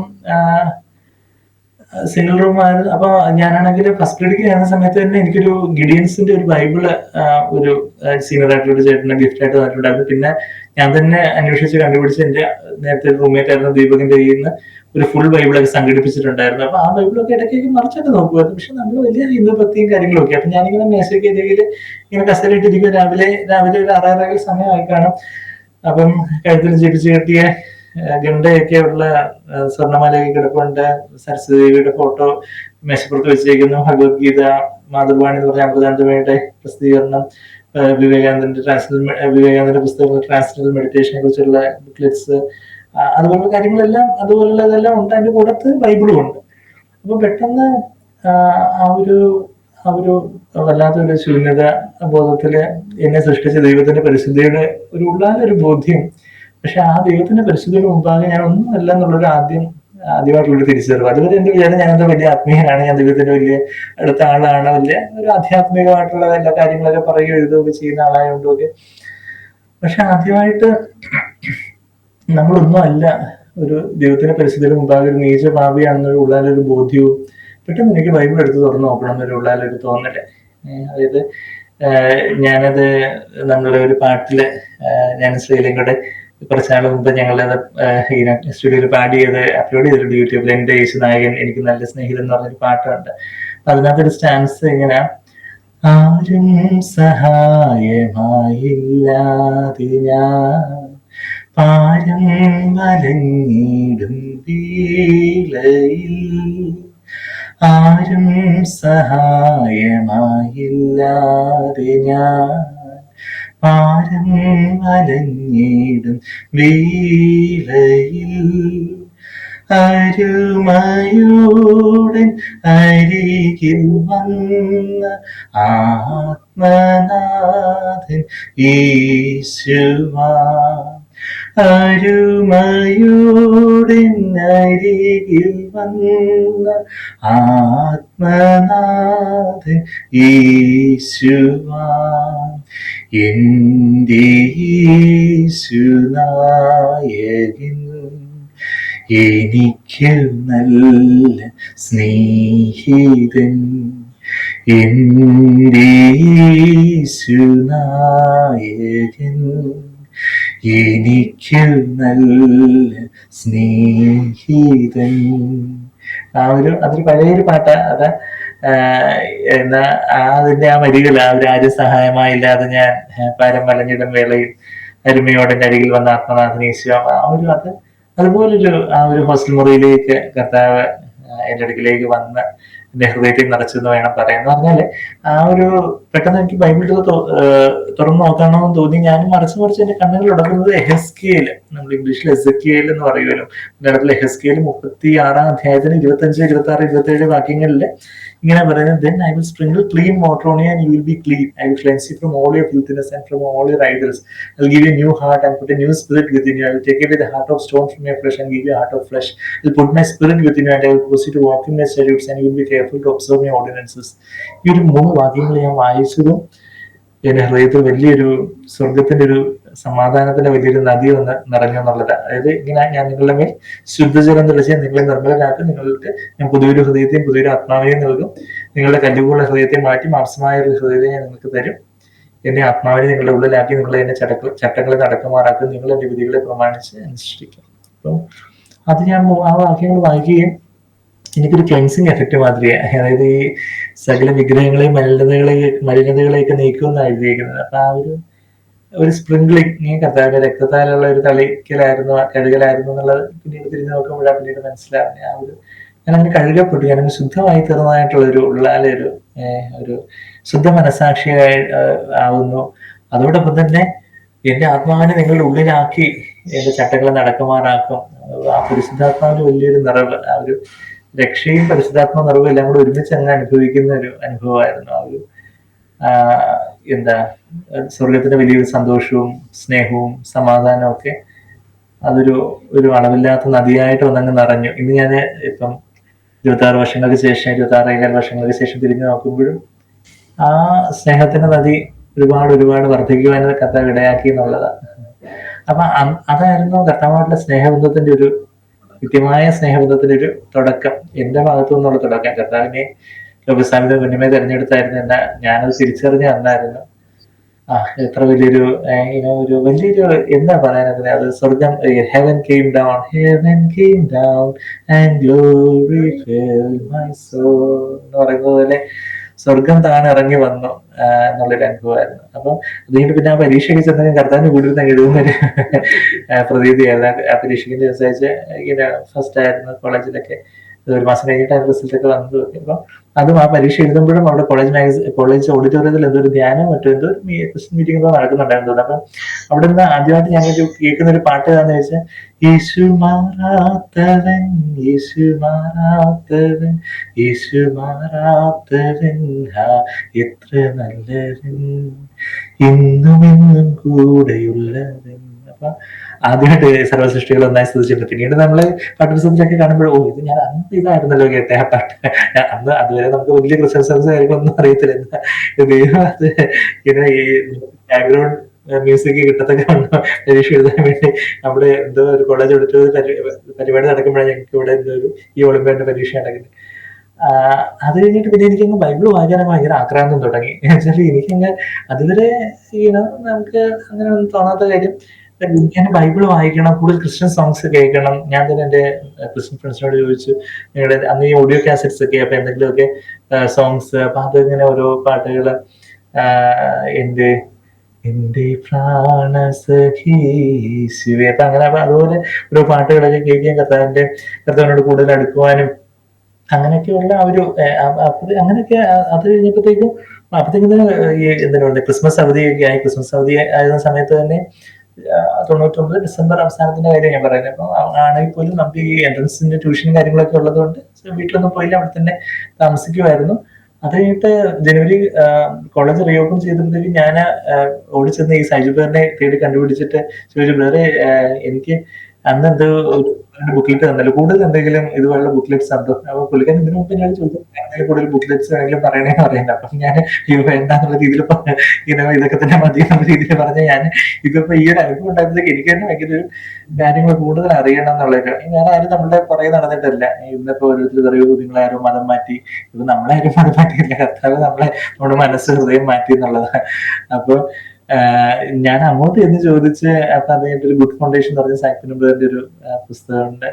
അതുപോലെ തന്നെ ഒരു ഓസ്വാൾഡ് സാൻഡേഴ്സിന്റെ ഒരു വേ ഓഫ് സാൽവേഷൻ എന്ന് പറഞ്ഞൊരു പുസ്തകം. അപ്പൊ അത് രണ്ടുമൊക്കെ വായിക്കുമ്പോൾ എനിക്ക് എന്താ എന്റെ ജീവിതത്തിൽ നടന്നതെന്നുള്ള കാര്യം എനിക്ക് മനസ്സിലാവുന്നത്. തിയറി വശങ്ങൾ പ്രാക്ടിക്കലി നടന്നു, നമുക്ക് രക്ഷ അനുഭവിച്ചു. പക്ഷെ യഥാർത്ഥത്തില് ഞാൻ വീണ്ടും ജനിച്ച അനുഭവമായിരുന്നു അത് ദൈവാത്മാവിന്റെ ഒരു നിറവായിരുന്നു. അങ്ങനെയൊക്കെയുള്ള കാര്യങ്ങളൊക്കെ ആ പുസ്തകങ്ങൾ വായിക്കുമ്പോഴാണ് കാര്യങ്ങൾ മനസ്സിലാകുന്നത്. അപ്പൊ അത് കഴിഞ്ഞിട്ട് പിന്നെ ഇതുപോലെ തന്നെ അവിടെയുള്ള നമ്മുടെ ക്രിസ്ത്യൻ ഫെലോഷിപ്പ് ചർച്ച്, CFC ചർച്ചിലോട്ടൊക്കെ ഒന്ന് ഇൻവൈറ്റ് ചെയ്തപ്പോൾ ആദ്യമൊക്കെ എനിക്ക് ഞായറാഴ്ച ഓരോ ഈ എൻട്രൻസ് കോച്ചിങ് സെന്ററിന്റെ എക്സാമും കാര്യങ്ങളൊക്കെ ഓരോന്നൊക്കെ ഇങ്ങനെ നടക്കുക. അപ്പം എനിക്കത് പറയാനൊരു ഒഴിവ് പോലെ ഉണ്ടായിരുന്നു. കൂട്ടായ്മയ്ക്ക് പോകുന്ന കാര്യത്തെ കുറിച്ച് എനിക്ക് അത്ര ഒരു ബോധ്യം ആദ്യം ഇല്ലായിരുന്നു. വെച്ചാൽ ഞാൻ യേശുവിനെ പിൻപറ്റിക്കൊള്ളാം, പിന്നെ എന്താ അതിപ്പോ അത് മതിയല്ലോ. പക്ഷെ കൂടുതൽ വചനം വായിച്ചു വരുമ്പോഴൊക്കെ ഈ കൂട്ടായ്മയും ഈ കാര്യങ്ങളൊക്കെ പറയുന്നുണ്ട്. അപ്പൊ പിന്നെ ഈ ബ്രദർ 3 ആഴ്ച വിളിച്ചു, 4-ാമത്തെ ആഴ്ച നിർലജ്ജം അൺഅഷെയിംഡ്ലി വിളിച്ചു. അപ്പൊ ഞാൻ വിളിച്ചു, വേറെ ചെയ്യുന്നതായിട്ടുള്ള ചേട്ടനല്ലേ, എന്തായാലും വിളിച്ചുകൊണ്ടിരിക്കുമല്ലോ, എന്തായാലും പോവാം എന്ന് പറഞ്ഞാൽ ഞാൻ മീറ്റിങ്ങിന് ആദ്യമായിട്ടൊരു ക്രിസ്ത്യൻ മീറ്റിങ്ങിന് ചെന്നിരുന്നു. അതും ഒരു വലിയൊരു സ്വർഗീയമായിട്ടുള്ളൊരു കൂട്ടായ്മയും അനുഭവവും കാര്യങ്ങളും ഒക്കെ ആയിരുന്നു. അപ്പം അവരും വലിയൊരു സന്തോഷം. ബാക്കി ഇപ്പം നമ്മള് അമ്പലത്തിലൊക്കെ പോകുമ്പോൾ നമ്മളെന്ന് തൊഴുതിട്ട് വരുന്നു, ആരെങ്കിലും അറിയാമെങ്കിൽ ഒന്ന് കണ്ട് ചിരിച്ചിട്ട് വരുന്നു എന്നുള്ളതല്ലാതെ ഇവിടെ ആണെങ്കിൽ എല്ലാവരും ഒരു കുടുംബമായിട്ട് എല്ലാവരും പരസ്പരം മീറ്റിംഗ് കഴിയുമ്പോഴത്തേക്ക് എല്ലാവരെയും അറിയാം, എല്ലാവരും അങ്ങോട്ടും ഇങ്ങോട്ടും കാര്യങ്ങളൊക്കെ ചോദിക്കുന്നു, ഒരുമിച്ച് ഭക്ഷണം കാര്യങ്ങളൊക്കെ എന്നെ തിരിച്ചിങ്ങോട്ട് ഡ്രോപ്പ് ചെയ്യുന്നു. അപ്പൊ ആ ഒരു സ്നേഹവും കരുതലും ഒക്കെ നമ്മൾ ഇതുവരെ അങ്ങനെയുള്ളൊരു കൂട്ടായ്മ സ്നേഹം വെച്ചാൽ നമ്മളിപ്പോ അമ്പലത്തിൽ ചെന്ന് പ്രാർത്ഥിക്കുകയാണെങ്കിൽ നമ്മുടെ കാര്യം പ്രാർത്ഥിച്ചിട്ട് വരുന്നു. ഇവിടെ ആണെങ്കിൽ എന്താ ബാക്കിയുള്ളവർക്ക് വേണ്ടി പ്രാർത്ഥിക്കുന്നു, കാര്യങ്ങൾ അന്വേഷിക്കുന്നു, പ്രാർത്ഥനാ വിഷയങ്ങള് ഒരാൾക്ക് പനിയും ചുമയാണെങ്കിൽ പ്രാർത്ഥിക്കുന്നു, കരുതുന്നു, പോയി വിസിറ്റ് ചെയ്യുന്നു. ആ ഒരു ക്രിസ്തീയ സ്നേഹം അതൊക്കെ നമുക്ക് വളരെ ഒരു സന്തോഷം ഉണ്ടാക്കുന്ന കാര്യങ്ങളായിരുന്നു. അപ്പൊ അങ്ങനെ അങ്ങനെ കർത്താവിൽ വളരാനും പിന്നെ അവരും 2000 മാർച്ച് 26 ആയപ്പോഴത്തേക്കും ഞാൻ തന്നെ സൗരങ്ങളോട് അങ്ങോട്ട് പറഞ്ഞു എനിക്ക് ബാപ്റ്റിസം വേണം വേണം എന്ന് ഞാൻ തന്നെ പറഞ്ഞു. അവര് കുറച്ച് നമുക്ക് വെയിറ്റ് ചെയ്തിട്ടായാലും മതിയെന്ന് സൗരങ്ങൾ പറഞ്ഞെങ്കിൽ ഞാൻ പറഞ്ഞു അത് എനിക്ക് എനിക്കും കർത്തൃമേശ എടുക്കണം. നോക്കുമ്പോൾ കർത്തൃമേശ ബാപ്റ്റിസം എടുക്കുന്നവർക്ക് കർത്തൃമേശ, അപ്പൊ നമുക്ക് എനിക്കും കർത്തൃമേശ പങ്കുകൊള്ളണം, അപ്പൊ അതുകൊണ്ട് എനിക്കും ബാപ്റ്റിസം എടുക്കണം. അങ്ങനെ ഞാൻ അതിന് അവിടെ ലീഡ് ചെയ്യുന്നവരോടൊക്കെ പറഞ്ഞ് ബാപ്റ്റിസം എടുക്കുന്നതും ഒക്കെ ഓർക്കുന്നുണ്ട്. പിന്നെ പറയുവാണെങ്കിൽ അതിനിടയ്ക്ക് ഫെബ്രുവരിയിൽ ഇവിടെ കരുനാഗപ്പള്ളി പടനായർകുളങ്ങര അമ്പലത്തിലെ ഉത്സവം നടക്കുന്ന സമയത്ത് 6ാം ഉത്സവം, ഞങ്ങളുടെ വടക്കേക്കരക്കാരുടെ ഉത്സവം എന്ന് പറഞ്ഞാൽ പേരൻസ് വിളിച്ചു, വീട്ടിൽ നിന്ന് വിളിച്ചു, ഇവിടെ ദീപാരാധന തൊഴാൻ വരണം. അപ്പൊ നമുക്കിത് എന്തോ പറയും, ഇവരോട് നീ എന്തോ പറഞ്ഞ് മനസ്സിലാക്കാം, എന്താ ഇവരോട് ഇങ്ങനെ കാര്യങ്ങൾ അവതരിപ്പിക്കേണ്ട, നമുക്ക് മുൻപരിചയമൊന്നുമില്ലല്ലോ. അപ്പൊ ഞാൻ അവിടെ ലീഡ് ചെയ്യുന്നവരോടൊക്കെ ചെന്ന് പറയുമ്പോഴാണ് വിഗ്രഹാരാധന നടക്കുന്ന സ്ഥലമല്ലേ, നമ്മൾ അവിടെ ഇങ്ങോട്ടൊന്നും പോകാതിരിക്കുന്ന നല്ലത്, ദൈവം അതിനുണ്ട് ജ്ഞാനവും കാര്യങ്ങളൊക്കെ പറയും, ജ്ഞാനമൊക്കെ തരും, തന്നെ ദൈവം അതിനുള്ള ധൈര്യമൊക്കെ തരും എന്നൊക്കെ പറഞ്ഞാൽ കിട്ടും. അപ്പൊ ഞാനിവിടെ വന്ന് വൈകിട്ട് 5 മണി നേരമൊക്കെ ആയപ്പോഴത്തേക്കും ചേച്ചിമാരും അമ്മയും അമ്മുമ്മയും ഒക്കെ മോനെ നമുക്ക് അമ്പലത്തിലോട്ട് പോകാം, ദീപാരാധന വിടാനായിട്ട് നമുക്ക് കുളിച്ചൊരുങ്ങാം എന്ന് പറയുമ്പം ഞാൻ അവരോട് പറഞ്ഞു, അതെ അമ്മ ഞാൻ യേശുവിനെ വിശ്വസിക്കുന്നു, ഞാൻ അമ്പലത്തിൽ വിഗ്രഹാരാധനയൊക്കെ നടക്കുന്നിടവല്ലേ, ഞാൻ അങ്ങോട്ട് വരുന്നില്ല. അപ്പോഴത്തേക്കും എല്ലാവരും അയ്യോ എന്തോ പറ്റി, നിനക്ക് എന്താ പറ്റി, നീ എന്താ മതം മാറിയോ എന്നൊക്കെ പറഞ്ഞ് ഭയങ്കര ഭയങ്കര നിലവിളിയും, ആരോ മരിച്ചപ്പം പെട്ടെന്ന് ഒരാളെ വീട്ടിൽ മരിച്ചു പോകുമ്പോ എല്ലാവരും കൂടെ കൂട്ട നിലവിളി എന്ന് പറയുന്നത് ഇവരെല്ലാം കൂടെ കൂട്ട നിലവിളിയും കാര്യങ്ങളൊക്കെയാണ്. അപ്പൊ നമ്മള് അതിനിടയിൽ സമാധാനത്തോടെ ഇരിക്കാനും ദൈവം സഹായിച്ചു. അങ്ങനെ ഞാൻ പറഞ്ഞ വെച്ചാൽ ആദ്യമായിട്ട് കർത്താവിന്റെ ഓരോരോ ചെറിയ ചെറിയ സ്റ്റാൻഡ് എടുക്കുന്നതിന്റെ ഒരു തുടക്കമായിരുന്നു അതൊക്കെ. അത് കഴിഞ്ഞിട്ട് പിന്നെ അങ്ങ് ഹോസ്റ്റലില് അങ്ങ് തിരിച്ചങ്ങ് പോകുന്നു. പിന്നെ എൻട്രൻസിന്റെ എന്താ പറയുക, മെഡിക്കൽ എൻട്രൻസ്, പ്രീ മെഡിക്കൽ എൻട്രൻസും കാര്യങ്ങളും എല്ലാം കഴിഞ്ഞ് ആ ഒരു ജൂൺ മാസം 2000 ജൂണോടെയാ തിരിച്ച് വീട്ടിലെത്തുന്നതൊക്കെ. തിരിച്ച് വീട്ടിലെത്തി ആദ്യത്തെ 1-2 ആഴ്ച ഞാൻ ശാസ്താംകോട്ടയിലും ആലപ്പുഴയിലൊക്കെയുള്ള നമ്മുടെ ചർച്ച് ഫെലോഷിപ്പ് കണ്ട് പിടിച്ച് അറിയാവുന്ന ചർച്ച് ഫെലോഷിപ്പ് കണ്ടുപിടിച്ചൊക്കെ പോകാനൊക്കെ തുടങ്ങി. പിന്നെ പേരൻസ് ബാക്കിയുള്ള ബന്ധുക്കളുമായിട്ടൊക്കെ ഡിസ്കസ് ചെയ്യാൻ തുടങ്ങി, ഇവന് ഇങ്ങനെയൊക്കെ പോകുന്നുണ്ട്. അപ്പൊ എല്ലാരും പറഞ്ഞു ഇവനെ ഇങ്ങനെ വിട്ടാ അതൊക്കെ അത് കാര്യം ശരിയാവത്തില്ല, അത് വീടിന് നാണക്കേടാവും. എന്റെ 2 ചേച്ചിമാർ എപ്പോഴും വിവാഹം കഴിഞ്ഞിട്ടൊന്നുമില്ല, ഇതിപ്പം കുടുംബത്തിന് നാണക്കേടാവും, പിന്നെ ഇവരെ ആരും കെട്ടാൻ കിടാത്തില്ല. അതുകൊണ്ട് നിങ്ങൾ എത്രയും പെട്ടെന്ന് ഇവനെ ഒന്ന് പിടിച്ച് അവിടെ അടക്കി വെക്കണം. അപ്പം പിന്നെ പേരൻസ് എന്ത് ചെയ്തു, എന്റെ ബൈബിളും ക്രിസ്ത്യൻ ബുക്സും കാര്യങ്ങളും ക്രിസ്ത്യൻ സോങ്സിന്റെ ഓഡിയോ കാസറ്റ്സ് എല്ലാം കൂടി എടുത്തങ്ങ് മാറ്റി. അപ്പൊ ഞാൻ ചോദിക്കുമ്പോ അല്ല നീ എങ്ങോട്ട് പോകാനൊക്കത്തില്ല, ഇതുപോലെ വീട് വിട്ടിറങ്ങാൻ പറ്റത്തില്ല, വീട്ടിലായിരിക്കണം എന്ന് പറഞ്ഞ് അപ്പം പക്ഷെ അപ്പനന്മാർക്ക് കീഴടങ്ങിയിരിക്കണം എന്നുള്ള ആ ഒരു കർത്താവിന്റെ കൽപ്പനയുണ്ട്. അപ്പം അവരങ്ങനെ പറഞ്ഞിരിക്കും. അപ്പൊ ഞാൻ സീക്രട്ട് ആയിട്ട് നമ്മൾ ഫോണിൽ അന്ന് ലാൻഡ് ലൈൻ ഒക്കെ ഉള്ളൂ. അപ്പം ആരും ഇല്ലാത്ത സമയത്ത് ലാൻഡ് ലൈനിൽ നമ്മുടെ സൗകര്യങ്ങളൊക്കെ ബന്ധപ്പെടുമ്പോൾ സൗകര്യങ്ങൾ പറയും, സന്ദീപ് മോനെ വിഷമിക്കണ്ട, ഞങ്ങൾ പ്രാർത്ഥിക്കാം. ഇപ്പം ശരിയാ, നമ്മൾ വിഗ്രഹങ്ങളെ വണങ്ങുമോ അല്ലെങ്കിൽ വചനവിരുദ്ധമായിട്ടൊന്നും ചെയ്യേണ്ട, പക്ഷെ അവരും ഇപ്പം വീട് വിട്ട് അങ്ങോട്ടും പോകണ്ടെന്ന് പറഞ്ഞ സ്ഥിതിക്ക് ഇപ്പം മീറ്റിംഗ് വന്നില്ലെങ്കിലും സാരമില്ല, ഞങ്ങൾ പ്രാർത്ഥിച്ചോളാം, ദൈവം ബലം തരും. അങ്ങനെ കൂട്ടായ്മയൊന്നും ഇല്ലാതെ അങ്ങനെ പിന്നെ എപ്പോഴെങ്കിലും ആരും വീട്ടിലില്ലാതിരിക്കുന്ന സമയത്ത് എങ്ങനെ ഒളിച്ചും പാത്തുമൊക്കെയുള്ള ഫോൺ വിളിയായിരിക്കും കൂട്ടായ്മ എന്ന് പറയുന്നത്. അങ്ങനെ അതും വചനമില്ലാതെ നമ്മൾ ഈ ഒരു മീനിനെ എടുത്ത് വെള്ളത്തിൽ നിന്ന് കരക്കിട്ട ഇടുന്ന് പെടയുന്നത് പോലെ നമുക്ക് വചനവും പ്രാർത്ഥനയും കൂട്ടായ്മ ഒന്നും ഇല്ലാതെ, പ്രാർത്ഥന എന്ന് പറയുമ്പോൾ വൺ ടു വൺ കർത്താവായിട്ട് കൂടുതലായിട്ട് വ്യക്തിപരമായിട്ട് അടുക്കാൻ ദൈവം സഹായിച്ചു. കൂടുതലായിട്ട് കർത്താവിനെ ആശ്രയിക്കാനും. ഒരുപക്ഷെ ഞാൻ ആ സമയത്ത് ബൈബിളും കാര്യങ്ങളൊക്കെ ഒത്തിരി അരച്ച് കിടക്കാന്നൊക്കെ പറഞ്ഞ് ഞാൻ വലിയ കാര്യത്തിൽ വന്ന സമയത്ത് ഒരുപക്ഷെ അന്ന് ഞാൻ അങ്ങനെ വെറുതെ ബൈബിൾ വായിച്ച് അങ്ങ് വലിയൊരു പണ്ഡിതം നേടിയായിരുന്നെങ്കിൽ കൂടുതൽ ഞാൻ അഹങ്കാരിയായി പോയെന്ന് എനിക്ക് തോന്നുന്നു. പക്ഷെ എന്നെ ദൈവം ഒന്ന് നുറുക്കി ആ കാര്യങ്ങളൊക്കെ ഒന്ന് ഒരു പ്രാക്ടിക്കൽ എക്സ്പീരിയൻസിലൂടെ ആ ഒരു കർത്താവിനെ കൂടുതൽ രുചിച്ചറിയാൻ, കർത്താവിന്റെ സ്നേഹം രുചിച്ചറിയാനായിട്ട് ഈ ഒരു പ്രതിസന്ധിയിലൂടെ കടത്തിവിടും. അപ്പൊ ഈ അതിന് പറഞ്ഞ അവിടെ അതുവരെ അതിനു മുമ്പൊക്കെ ഞാൻ തന്നെ ആയിരുന്നു വീട്ടിലെ വിഗ്രഹങ്ങളൊക്കെ അലങ്കരിച്ച് ഇങ്ങനെ വിളക്കൊക്കെ കത്തിച്ച് തൊഴുവും കാര്യങ്ങളൊക്കെ ചെയ്യുന്നത്. അപ്പം ഇതാണെങ്കിൽ വീണ്ടും എന്നോട് വിളക്ക് കത്തിക്കാനും കാര്യങ്ങളൊക്കെ പറയുമ്പോൾ ഞാൻ പറയും എനിക്ക് പറ്റത്തില്ല അമ്മേ. അപ്പോഴത്തേക്കും പിന്നെ അച്ഛനും ചേച്ചിയൊക്കെ അടിക്കാനും സുവിശേഷത്തിന് വേണ്ടി അടി കൊണ്ടിട്ടുണ്ടോ എന്ന് ചോദിച്ചാൽ അടി കൊണ്ടിട്ടുണ്ട്. പക്ഷെ അച്ഛനും ഞങ്ങളൊക്കെ അടിച്ചു തന്നെ ഉള്ളൂ. അപ്പൊ അതൊക്കെ നിന്ന് അങ്ങ് കൊണ്ടു അവരുടെ ഒരു ദേഷ്യത്തിന് ഒത്തിരി ശാപവാക്കുകളും ഒത്തിരി നിന്നാവാക്കുകളും നീ അങ്ങനെയാണ് കുടുംബത്തിനതാണ്. അപ്പൊ അതൊക്കെ കേൾക്കുമ്പോഴൊക്കെ പക്ഷെ കർത്താവ് ഒരു നമുക്കൊരു സ്വർഗീയമായിട്ടൊരു സന്തോഷം കർത്താവ് തരും. കർത്താവിന് വേണ്ടിയാണ് ഞാൻ ഇന്ന് സഹിക്കുന്നത്. നമ്മൾ ആ അപ്പോസ്തലർ 5:41-42 പത്രോസിനെയും യോഹന്നാനെയൊക്കെ അവരെ ചാട്ടവാറ കൊണ്ട് അടുപ്പിച്ചിട്ട് തിരിച്ചു പോകുമ്പം അവര് കർത്താവിന് വേണ്ടി നിന്ന് സഹിക്കുന്നതിൽ സന്തോഷം അനുഭവിച്ചു എന്ന് അവിടെ അപ്പോസ്തലർ 5:41 rejoicing that they had been considered worthy to suffer shame for his name. അതാ തിരുനാമത്തിന് വേണ്ടി അപമാനം സഹിക്കുവാൻ, അപ്പോസ്തലർ 5:41 തിരുനാമത്തിന് വേണ്ടി അപമാനം സഹിക്കുവാൻ യോഗ്യരായി എണ്ണപ്പെടുകയിൽ അവർ സന്തോഷിച്ചുകൊണ്ട് ന്യായാധിപ സംഘത്തിന് മുമ്പിൽ നിന്ന് പുറപ്പെട്ടു പോയി എന്നൊക്കെ വായിക്കുന്നത് പോലെയുള്ള ഒരു ആ ഒരു നിന്നാവാക്കുകൾ അടിയിടിയൊക്കെ കൊള്ളുമ്പോഴും നമുക്കൊരു കർത്താവിന്റെ ഒരു സന്തോഷം. അത് കഴിഞ്ഞിട്ട് ഒരു ദിവസം ഞാനിങ്ങനെ ആലോചിക്കുന്നുണ്ട്, ഞാൻ അങ്ങനെയൊക്കെയുള്ള ഒത്തിരി എല്ലാവരും കൂടെ വഴക്ക് പറിച്ചിലും ഇതൊക്കെ ഉള്ള സമയത്ത് അന്ന് ഞാൻ ഈ വീടിന്റെ മുറ്റം, അപ്പം ഞങ്ങളിപ്പോ ഈ വെച്ചിരിക്കുന്ന പുതിയ വീടിന്റെ തൊട്ട് കിഴക്കേപ്പുറത്താണ് നമ്മുടെ പഴയ വീട്. ആ വീടിന്റെ മുറ്റത്ത് ഞാൻ ഇന്ന് ഒറ്റയ്ക്ക് അങ്ങോട്ടും ഇങ്ങോട്ടും ഇല്ലാത്തുന്ന സമയത്ത് എനിക്ക് അന്ന് ക്രിസ്ത്യൻ സോങ്സും കാര്യങ്ങളൊന്നും കാര്യമായിട്ട് അറിയത്തില്ല. അപ്പൊ അവിടെ മീറ്റിങ്ങിനങ്ങാണ്ട് 1-2 പ്രാവശ്യം കേട്ടിട്ടുള്ള യേശുവോട് ചേർന്നിരിപ്പതിത്ര മോദമേ, യേശുവിനായി ജീവിക്കുന്നത് ഇത്ര ഭാഗ്യമേ. അപ്പം അതുപോലെ പ്രോപ്പറായിട്ട് ഈണം പോലും എനിക്കറിയത്തില്ല. പക്ഷെ ആ വരികളുടെ ഈണത്തിൽ ഞാൻ തന്നെ അതിനെ പാടി, ഞാൻ തന്നെ കുറച്ച് വരികളൊക്കെ എഴുതി ചേർത്ത് ഇങ്ങനെ കർത്താവിനോട് ആ ഒരു 1-to-1 റിലേഷൻഷിപ്പ്, കർത്താവുമായിട്ടുള്ള ഒരു സ്നേഹബന്ധത്തിന്റെ ഒരാഴങ്ങളിൽ കർത്താവിന്റെ കൈപിടിച്ച് നടക്കുന്നതും കാര്യങ്ങളൊക്കെ എനിക്ക് ഓർക്കുന്നുണ്ടായിരുന്നു. പിന്നെ അത് കഴിഞ്ഞിട്ട് പിന്നെ പേരൻസ് ആണെങ്കിൽ അങ്ങനെ അവരാണെങ്കിൽ ഇങ്ങോട്ടും വിടത്തില്ല. അങ്ങനെ ആയിരിക്കുന്ന സമയത്ത് ഞാനാണെങ്കിൽ അപ്പൊ ഈ രാവിലെ എന്തോ റേഡിയോയില് വിശ്വവാണി 5 മണിക്ക് എന്തോ റേഡിയോ പ്രോഗ്രാം ഉണ്ടെന്നൊക്കെ ഇങ്ങനെ ഫോണിൽ കൂടെയോ അല്ലെങ്കിൽ ഇങ്ങനെ കേൾക്കാൻ അറിയാൻ ഇടയായി. അപ്പൊ അങ്ങനെ ഞാൻ രാവിലെ എഴുന്നേറ്റ് ഈ വിശ്വവാണി റേഡിയോ സ്റ്റേഷനൊക്കെ ട്യൂൺ ചെയ്ത് കേൾക്കാൻ 1 ദിവസം 2 ദിവസം കണ്ട് കേട്ടു എന്റെ ആ വചന സന്ദേശത്തിൽ. പിന്നെ അച്ഛന് മനസ്സിലായി ഇവനെന്തോ രാവിലെ എന്തോ എടുത്ത് കേൾക്കുന്നുണ്ട്. അച്ഛൻ ഈ റേഡിയോയുടെ ഫോണിലൊക്കെ എടുത്ത് പാത്ത് വെച്ച് ഇപ്പൊ അതൊക്കെ വെച്ച് പറയുമ്പോ അച്ഛനൊന്നും തന്നെ ഓർമ്മയില്ലെന്ന് ചിലപ്പോ. പക്ഷെ ഇങ്ങനെ ദൈവവും നമ്മളുമായിട്ടുള്ള ബോർഡാർക്കും പാത്ത് വെക്കാനൊക്കെ തന്നെ ഇതുപോലുള്ള കാര്യങ്ങളെല്ലാം അവർ ചെയ്ത്. നമ്മുടെ ചർച്ചിന്റെ ഒരു മാഗസിൻ, ഒരു ജീവമൊഴികൾ എന്ന് പറഞ്ഞ മാഗസിൻ വരുമായിരുന്നു പോസ്റ്റില്. അപ്പൊ പോസ്റ്റ് വരുമ്പോഴേ ഞാൻ ഓടിച്ചെന്ന് അത് കളക്ട് ചെയ്തിട്ട് വേറെ ആരും കാണുന്നുണ്ട് കളക്ട് ചെയ്തിട്ട് ആ പേജുകൾ പല പേജുകളായിട്ട് അത് ഇതിന്റെ സ്റ്റേപ്പിൾ അടർത്തിയിട്ട് പലയിടത്തായിട്ട് വെക്കുന്നത് വെച്ചാൽ ഒരിടത്തായിട്ട് വെച്ചാൽ അത് കണ്ടുപിടിച്ച് എല്ലാം കൂടെ പോകുന്നത്.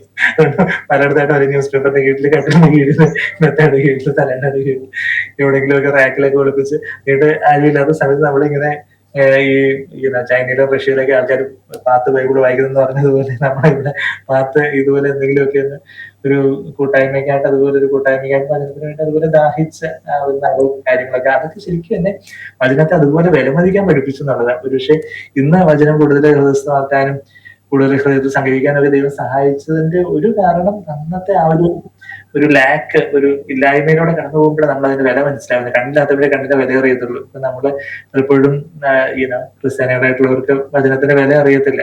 പെട്ടെന്ന് അത് എടുക്കപ്പെടുമ്പോൾ അയ്യോ ദൈവമേ എത്രമാത്രം ഇത് ജീവനായിരുന്നു, നമ്മൾ ഇത്രയധികം വിലമതിക്കേണ്ടായിരുന്നു, എത്രയധികം ഇത് ആഴത്തിൽ നമ്മൾ ഗ്രഹിക്കേണ്ടായിരുന്നു എന്നുള്ള കാര്യം മനസ്സിലാവുന്നത്. അപ്പൊ അങ്ങനത്തെ ദൈവം അങ്ങനെയൊക്കെ കടത്തി വിട്ടു. അത് കഴിഞ്ഞിട്ട് പിന്നെ അത് കഴിഞ്ഞിട്ട് പിന്നെ അതിന്റെ ആ ഒരു എതിർപ്പിന് ഒരു പാരമ്യം കൂടെ പറഞ്ഞ് ഞാൻ ആ ഒരു അധ്യായം അങ്ങ് തീർക്കുക. വെച്ചാല് എന്നെ ഒരു സൈക്കാട്രിസ്റ്റ് അടുത്തേക്ക് കൊണ്ടുപോയി. ഞാനൊരു സൈക്കാട്രിസ്റ്റ് ആണ്, അത് വേറെ കാര്യം. പക്ഷെ ഈ ബന്ധുക്കളാരും പറഞ്ഞു കൊടുത്തു ഇവനെ ആരെങ്കിലും ബ്രെയിൻ വാഷ് ചെയ്യുന്നതായിരിക്കും. അപ്പൊ ഒരു സൈക്കാട്രിസ്റ്റ് അങ്ങനെ കൊണ്ട് കാണിച്ച് അവരെ കാണാൻ ഹിപ്നോട്ടൈസ് ചെയ്ത് അവരെ തിരിച്ചു കൊണ്ടുവരുവാണെങ്കിൽ അങ്ങനെയെങ്കിലും ചെയ്യാലോ എന്ന് പറഞ്ഞപ്പോ അച്ഛനാണെങ്കിൽ അവിടെ തിരുവനന്തപുരത്താണ് വർക്ക് ചെയ്യുന്നത്. അപ്പൊ അച്ഛൻ എന്നെ നമുക്ക് ഒരു ഡോക്ടറെ കാണാൻ എന്നോട് പറഞ്ഞ നിർബന്ധിച്ചുകൊണ്ട് കൊണ്ടുപോയി. അപ്പം കൊണ്ടുപോയി ഒരു ഡോക്ടറെ അടുത്ത് ചെന്ന് കാണുന്നപ്പോ അദ്ദേഹം കാര്യങ്ങളൊക്കെ ചോദിക്കുന്നു, നമ്മൾ പറയുന്നു. എന്നിട്ട് വെളിയിൽ നിന്നോളം പറയുന്നു. അത് കഴിഞ്ഞിട്ട് അച്ഛൻ പുറത്തോട്ട് ഇറങ്ങി വരുന്നേ. അപ്പൊ ഈവൻ ഞാനാണെങ്കിൽ അവിടുന്ന് തിരിച്ചു വരുമ്പോ അതിന്റെ രസം എന്ന് പറഞ്ഞാല് ഞാൻ ഈ ഏതെങ്കിലും ഒരു വചനം എവിടെങ്കിലും കാണാനൊക്കെ ഇങ്ങനെ നമ്മളെ നോക്കും. അപ്പൊ അവിടെ ആണെങ്കിൽ ഈ വെള്ളയമ്പലത്തെ കണ്ട ഈ ഇദ്ദേഹത്തിന്റെ സെക്രട്ടറിന്റെ വീടങ്ങാണ്ട്.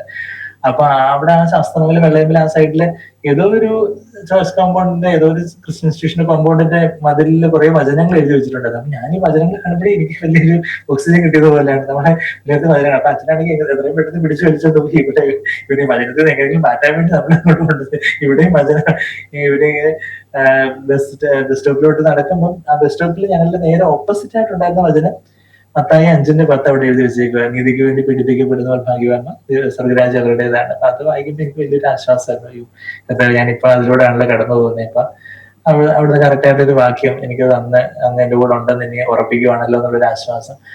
പക്ഷെ ആ വചനം കൂടുതൽ എനിക്ക് ഉപയോഗപ്പെട്ട എപ്പോഴാന്ന് ചോദിച്ചാല് പിറ്റേ ദിവസം ഉച്ചയോടായിരുന്നു കൂടുതൽ ഉപയോഗപ്പെട്ടത്. പക്ഷേ പിറ്റേ ദിവസം രാവിലെ ഒരു 10:10 ആകുമ്പോഴത്തേക്കും അമ്മയാണെങ്കിൽ തൊട്ടടുത്ത എക്സറി കൂടെ ഓഫീസിലോട്ട് ഓടി പോകാനുള്ള തിരക്കില്ല.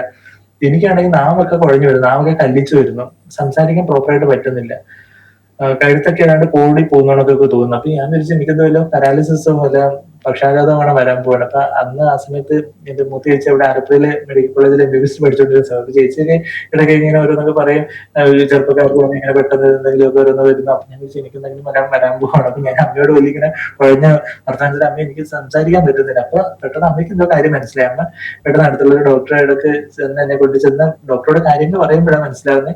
തലേ ദിവസം സൈക്കാട്രിസ്റ്റ് ആണെങ്കിൽ ഒരു മരുന്ന് എഴുതി തന്നാൽ അത് 5 മില്ലി ഒഴിക്കാനാ പറഞ്ഞത്. അപ്പം തലേദിവസം കൊടുത്തില്ല. അപ്പൊ പിന്നെ രാവിലെ ഒഴിച്ചപ്പോൾ 10 മില്ലി ഇനി വന്നു. അപ്പൊ അതുകൊണ്ട് പിന്നെ 10 മില്ലി അങ്ങ് കൊടുത്താൽ മറ്റേ നമ്മുടെ ഇവൻ ഡബിൾ സ്ട്രെങ്തിലിങ് കർത്താവിൽ നിന്ന് വിട്ടുവരുമല്ലോ എന്ന് ഉള്ള ഒരു പ്രതീക്ഷയിലായിരുന്നു അമ്മയുടെ ആ ഒരു വേഗത്തിൽ അങ്ങനെ ചെയ്തു പോയി. അപ്പൊ ഇതിന്റെ ഓവർ റിയാക്ഷൻ ആയിട്ട് ഒരു എക്സ്ട്രാ സൈഡ് എഫക്ട് വന്നത് അവർ സെറനൈസ് എന്ന് പറഞ്ഞൊരു ഹാലപ്പറിന്റെ ഒരു സെറപ്പിന് വന്നൊരു സംഭവമാണ്. അപ്പം അതിന്റെ ഒരു അക്യൂട്ട് മസ്കുലർ ഡിസ്റ്റോണിയം അതിൽ വന്നതായിരുന്നു, ഈ സ്പാസും കാര്യങ്ങളൊക്കെ. അപ്പൊ അതിന്റെ മെഡിക്കൽ ടേംസ് എനിക്ക് അറിയില്ല. പിന്നീട് ഞാൻ MBBS പഠിക്കുന്ന സമയത്ത് ഇതൊക്കെയായിരുന്നു സംഭവം എന്നുള്ള കാര്യം മനസ്സിലായി. പക്ഷെ അപ്പൊ ഈ ഡോക്ടറോട് പറഞ്ഞ ഡോക്ടർ ഒരു ഫിനോഗ്യാൻ എന്ന് പറഞ്ഞ ടാബ്ലറ്റ് കുറിച്ച് തന്നു. പക്ഷെ ടാബ്ലറ്റ് കുറിച്ചതുകൊണ്ട് അതിന്റെ ആക്ഷൻ അത്ര പോരായിരുന്നു. ശരിക്കും ഒരു ഇഞ്ചക്ഷൻ തന്നാൽ മതിയായിരുന്നു. പക്ഷെ അതുകൊണ്ട് എന്ത് പറ്റുമെന്ന് വെച്ചാൽ ആ ദിവസം മൊത്തം ഞാനിങ്ങനെ കിടന്ന് ഒന്നും അനങ്ങാൻ പറ്റാതെ വേണം കട്ടിൽ ചെയ്യുന്ന നെഗറ്റിവിറ്റി കൊള്ളുന്നോണൊക്കെ ഒരു അവസ്ഥയായിരുന്നു. എന്തെങ്കിലും സ്ട്രേഞ്ച് എന്തെങ്കിലും പെട്ടെന്ന് ചെയ്ത് ഞങ്ങളുടെ മസിൽസ് എല്ലാം കൂടെ ഒന്ന് കുടിച്ച് പിടിക്കും. അപ്പം അപ്പോഴാ തലേദിവസത്തെ ആ വാക്യം ഓർമ്മ വരുന്നത്, നീതിക്ക് വേണ്ടി പീഡിപ്പിക്കപ്പെടുന്ന ഭാഗ്യവാന്മാർ, സ്വർഗരാജ്യം അവരുടേതാണ്. അപ്പം കർത്താവ് എന്നെ ഇതിലൂടെ കടത്തിവിടുന്നത്, കർത്താവ് എനിക്ക് സ്വർഗരാജ്യത്തെ ഒരു അനുഭവം കർത്താവ് എനിക്ക് തരുന്നതെന്നുള്ളൊരു വലിയ സന്തോഷത്തോടെ സമാധാനത്തോടെ എല്ലാവരോടും ക്ഷമിക്കാനും പേരൻസിനോടും ഒക്കെ അവർക്ക് വേണ്ടി പ്രാർത്ഥിക്കാനും ഒക്കെ സഹായിച്ചു. അന്ന് രാത്രിയിലും ഇത് കൂടുതൽ വേഴ്സണായി വരുന്നതുകൊണ്ട് പിന്നെ പേരൻസ് പിന്നെ ഹോസ്പിറ്റലിൽ എടുത്തോണ്ട് പോയി ഹോസ്പിറ്റലിൽ അവിടെ അത് ഇഞ്ചക്ഷൻ ആയിട്ട് പിന്നെ മരുന്ന് വരുമ്പോഴാണ് പിന്നെ അത് റിലീവ് ആവുന്നത്. അതിന്റെ പിറ്റേ ദിവസം തന്നെ എൻട്രൻസ് റിസൾട്ട് വന്നു. അപ്പൊ എൻട്രൻസ് റിസൾട്ട് ദൈവം ഇങ്ങനെ ഡിലേ ചെയ്ത് വെക്കുന്നതുകൊണ്ടൊക്കെ ഈ ഒരു അനുഭവത്തിലൂടെയൊക്കെ എന്റെ മകൻ കടന്നു പോയിട്ട് വേണം എൻട്രൻസ് റിസൾട്ട് വന്നപ്പോഴേക്കും പിന്നെ admission MBBS admission first and തന്നെ ഗവൺമെന്റ് സീറ്റിൽ അവിടെ പരിഹാരത്ത് കണ്ണൂർ ഗവൺമെന്റ് സീറ്റ് തന്നെ ഫസ്റ്റ് ആൻഡ് തന്നെ കിട്ടാൻ ദൈവം ഇടയാക്കി. അവിടെ പിന്നെ വലിയ എബണ്ടൻസ് ഫെലോഷിപ്പും കാര്യങ്ങളൊക്കെ ആയിരുന്നു. അവിടെ മെഡിക്കൽ സ്റ്റുഡൻസിന്റെ ഇടയിൽ തന്നെ Christian medical fellowship, same of fellowship കാര്യങ്ങളൊക്കെ ഉണ്ടായിരുന്നു. അങ്ങനെ പിന്നെ ഒരു എബണ്ടൻസ് ഓഫ് ഫെലോഷിപ്പ് ആയിരുന്നു. എല്ലാ ദിവസവും ഞങ്ങൾ ഹോസ്റ്റൽ കൂട്ടായ്മയും കാര്യങ്ങളൊക്കെ ആയിരുന്നു.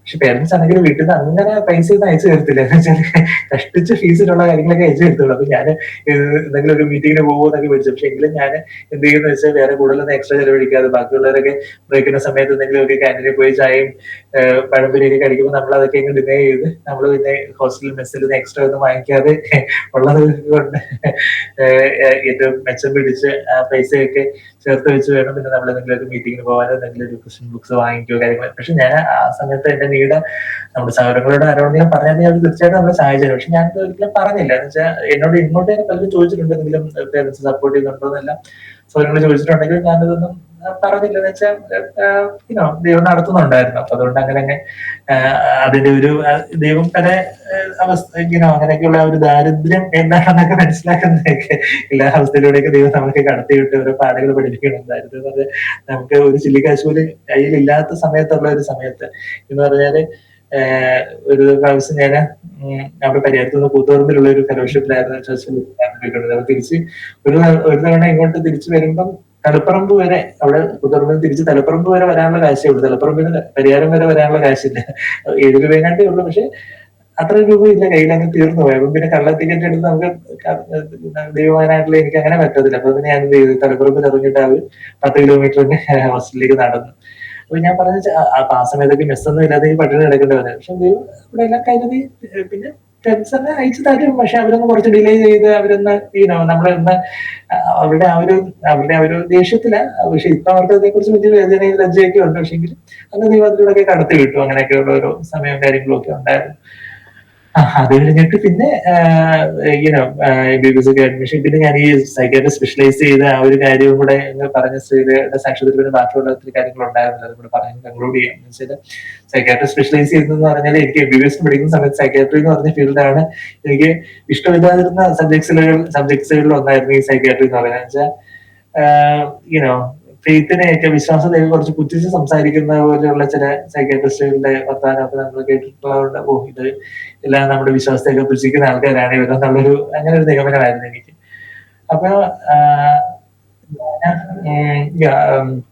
അതൊക്കെ കഴിഞ്ഞ് 2009 ഏപ്രിൽ മാസം 17, 18, 19 ഒരു ലൈഫ് റിവിഷൻ സെമിനാർ അറ്റൻഡ് ചെയ്യുമായിരുന്നു. ലൈഫ് റിവിഷൻ സെമിനാർ LRS എന്ന് പറഞ്ഞ് ഡോക്ടർ കുരുവിട് വർക്കി ഒട്ടൻചത്രം തമിഴ്നാട്ടിലുള്ള ഒട്ടൻചത്രത്തുള്ള ഒരു ക്രിസ്ത്യൻ ഫെലോഷിപ്പ് ഹോസ്പിറ്റലിൽ സീനിയർ മോസ്റ്റ് ഡിസിഷൻ ആയിട്ടുള്ള ഒരു കുരുവിളി സാറിന്റെ ഒരു ലൈഫ് റിവിഷൻ സെമിനാർ കോട്ടയത്ത് മാങ്ങാനത്ത് വെച്ച് നടക്കുമായിരുന്നു. അപ്പൊ ഞാനത് അറ്റൻഡ് ചെയ്യുന്നു. അപ്പൊ ഞാൻ MBBS കഴിഞ്ഞ് എൻട്രൻസ് നമ്മൾ അപ്പിയർ ചെയ്യുന്നു. എന്താ പറയുന്നത്, ഈ ഹോസ്പിറ്റൽസിലൊക്കെ ഡ്യൂട്ടി എടുക്കുന്നു. വീട്ടിൽ തന്നെ തിരിച്ചിങ്ങെത്തി. അപ്പം ഈ ലൈഫ് സെമിനാറൊക്കെ കഴിഞ്ഞിട്ട് ഏപ്രിൽ മാസം, അതായത് 2009 ഏപ്രിൽ 19 ഞായറാഴ്ച ഇങ്ങനെ ഒരു ഉച്ചയ്ക്ക് 1:15 സാറിനെ ചെന്ന് ജസ്റ്റ് ഈ സെമിനാർ കഴിഞ്ഞ് സാറിനോട് ചെന്ന് സംസാരിക്കുന്നു. സാറിന് എന്ത് സ്പെഷ്യലൈസ് ചെയ്യാനാണ് താല്പര്യം? അപ്പൊ ഞാൻ പറഞ്ഞു, സാറ് എനിക്ക് മെഡിക്കൽ സബ്ജക്ട്സ് ഒക്കെ, വൈ നോട്ട് സൈക്കാട്രി? എനിക്ക് സൈക്കാട്രി എന്ന് പറയുമ്പോൾ തന്നെ ഏറ്റവും ഒരു ഒരു അവജ്ഞയുള്ള ഒരു ഫീൽഡ്. അപ്പൊ ഞാൻ സാറിനോട് അത് പ്രകടിക്കാതെ സാർ എനിക്ക് അതിൽ മാത്രം ഒരു എക്സ്പീരിയൻസ് തരാമെന്നുണ്ടോ അവിടെ ഓട്ടച്ചത്തിൽ വേണമെങ്കിൽ ഒന്ന് വർക്ക് ചെയ്യാം. ക്രിസ്ത്യൻ കൗൺസിൽ ചെയ്യാനൊക്കെ ഒത്തിരി നീടുണ്ട്. അപ്പൊ ഞാനിങ്ങനെ മനസ്സിൽ പറയും, ക്രിസ്ത്യൻ കൗൺസിൽ ഒത്തിരി നീടുണ്ടെങ്കിൽ അത് താല്പര്യമുള്ള ആരെങ്കിലും ദൈവം ആയിക്കട്ടെ, അത് എന്നെ എന്നുള്ളത് ശരിയല്ല നമ്മൾ. പക്ഷെ സാറിനുള്ള ബഹുമാനം കൊണ്ട് നമ്മൾ അങ്ങനെ പറയാതെ ഞാൻ സാറ് ഞാൻ പ്രാർത്ഥിക്കാന്നൊക്കെ പറഞ്ഞ് നമ്മളൊന്ന് എന്തെങ്കിലുമൊക്കെ ഒഴിവ് പറയാ പ്രാർത്ഥിക്കാന്ന് പറഞ്ഞാൽ അങ്ങനെ പ്രാർത്ഥിച്ച് ഞാനിങ്ങനെ തിരിച്ചിങ്ങനെ ട്രെയിനിൽ കരുനാട്ടിലേക്ക് വരുമ്പോൾ തന്നെ അന്ന് രാത്രി അവിടെ ഒരു ചവറ അരവിന്ദ് ഹോസ്പിറ്റലിൽ അവിടെ ഡ്യൂട്ടി എടുക്കണമെന്ന് പറഞ്ഞിട്ട് അവർ വിളിക്കുന്നു. അപ്പൊ ഞാൻ പറഞ്ഞു ഇങ്ങനെ യാത്രയൊക്കെ കഴിഞ്ഞ് ടയർഡായിട്ടിരിക്കും. അപ്പം അവർ പറഞ്ഞത് ഡോക്ടറിൽ നിന്ന് വന്നേ പറ്റത്തുള്ളൂ. അപ്പൊ പിന്നെ പിന്നെ ഡിന്നർ കഴിക്കാൻ പോലും സമയമില്ലാതെ വീട്ടിലെത്തി ഡിന്നറും പാക്ക് ചെയ്തുകൊണ്ട് ഹോസ്പിറ്റലിലോട്ട് പോയി. ഹോസ്പിറ്റലിൽ ചെന്ന് ഹെവി കാഷ്വാലിറ്റി ആയിരുന്നു. ഡിന്നർ ഞാൻ കഴിക്കുന്നത് രാത്രി ഒരു 12 മണിയൊക്കെ കഴിഞ്ഞിട്ട്. പിന്നെ രാത്രി 1:15 പേഷ്യൻസ് ആയിരുന്നു. ആ ഒരു ഞാൻ പറഞ്ഞത് 2009 ഏപ്രിൽ 20 അതായത് ഏപ്രിൽ 19 കഴിഞ്ഞിട്ട് 20 രാത്രി 1:15 ഡ്യൂട്ടി ഡോക്ടേഴ്സ് റൂമിൽ വന്നപ്പോ ഞാൻ ഫിസിക്കലി ഒത്തിരി ടയർഡ് ആണെങ്കിലും സ്പിരിച്വലി ഒത്തിരി ഫ്രഷ് ആയിട്ട് ഇരിക്കുക. അപ്പൊ എനിക്ക് കുറച്ചുകൂടി നേരം കർത്താവിന്റെ സന്നിധിയിൽ ഇരിക്കണം. ബാക്കി ഞാൻ അടുത്ത പേഷ്യൻ കൂടെ എപ്പോഴാണ് വരുന്നത് എനിക്ക് ഉറങ്ങാൻ സമയം കിട്ടുമെന്ന് അറിയത്തില്ല. പക്ഷെ ഇങ്ങനെ കർത്താവിന്റെ സന്നിധി കുറച്ചുകൂടി കർത്താവിനെ ആരാധിച്ച് ഡിലൈറ്റിന്റെ പ്രസൻസ് ഉണ്ടല്ലോ. അങ്ങനെ ഞാൻ അങ്ങനെ കട്ടിലേക്ക് ആരംഭിച്ച് അങ്ങനെ ഇങ്ങനെ ഇരിക്കുക. അപ്പൊ പെട്ടെന്ന് മുമ്പിൽ വൈറ്റ് വാഷ്ഡ് ബോർഡിൽ ഒരു കുറെ ആൾക്കാരെ ഞാൻ കാണും ഒരു ദർശനമായിട്ട്. അങ്ങനെ ദർശനത്തിന് അനുഭവമൊക്കെ എന്റെ ജീവിതത്തിൽ ഒരു 3-4 അനുഭവങ്ങളെ ഉണ്ടായിട്ടുള്ളൂ. ഇതൊരു 2ാമത്തെ അനുഭവമായിരുന്നു. അപ്പൊ കുറെ പാവം പിടിച്ച ആൾക്കാർ ഇരുട്ടത്തിരുന്ന് കരയുന്ന ഒരു കാര്യമാണ് ഞാൻ കാണുന്നത്. ഒരു ദീനരോധനം മാതിരി. അപ്പം എനിക്ക് മനസ്സിലായി കർത്താവിന് ഇതിലൂടെ ഒരു സ്പർശിക്കാനുണ്ട്. പെട്ടെന്ന് ഇവരെ കുറിച്ചുള്ള ആ ഒരു വലിയൊരു മനസ്സലിവ്, ഒരു കമ്പാഷൻ എന്റെ ഹൃദയത്തിൽ അങ്ങ് നിറയും.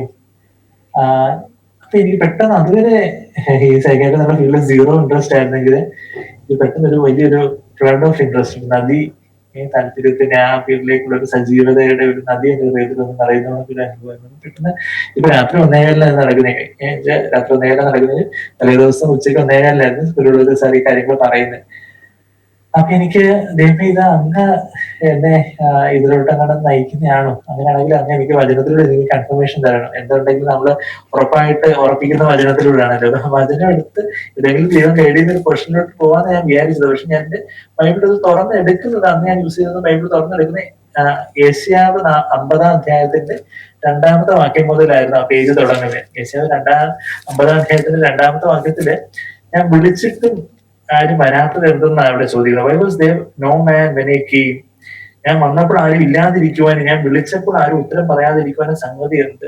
അപ്പൊ പെട്ടെന്ന് ദൈവത്തിന്റെ ഒരു വിളിയാണല്ലേ ഇത് നല്ലൊരു കാര്യം. പെട്ടെന്ന് നമ്മുടെ ദൈവത്തിന്റെ ഒരു വിളി, ദൈവം വിളിച്ചിട്ട് എന്താ വരാത്തെന്ന് ചോദിക്കുക. വീടെടുക്കാൻ കഴിയാതെ എന്റെ കൈ വാസ്തവമായിട്ട് കുറിയിരിക്കുവാണെന്നൊക്കെ ചോദിച്ച് 3ാമത്തെ വാക്യത്തിലും ആ ഒരു ദൈവത്തിന്റെ ശക്തിയെ കുറിച്ചൊക്കെ പറഞ്ഞിട്ട് 4ാമത്തെ വാക്യമായിരുന്നു എനിക്കൊരു shock treatment.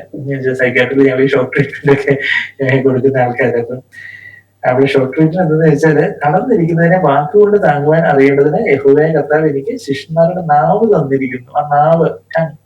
Lord God has given me tongue, given me the tongue of disciples. ആ ടങ് എന്നുള്ള വായിക്കുമ്പോഴേ പെട്ടെന്ന് ഈ ക്രിസ്ത്യൻ കൗൺസിലിന്റെ കാര്യമായിരുന്നല്ലോ ഗുരുദേവ് സാറ് ഉച്ചയ്ക്ക് പറഞ്ഞെന്നുള്ള കാര്യവും ഇതാണല്ലോ കർത്താവ് കൺഫേം ചെയ്യുന്നുള്ള കാര്യവും എല്ലാം കൂടെ പെട്ടെന്ന്.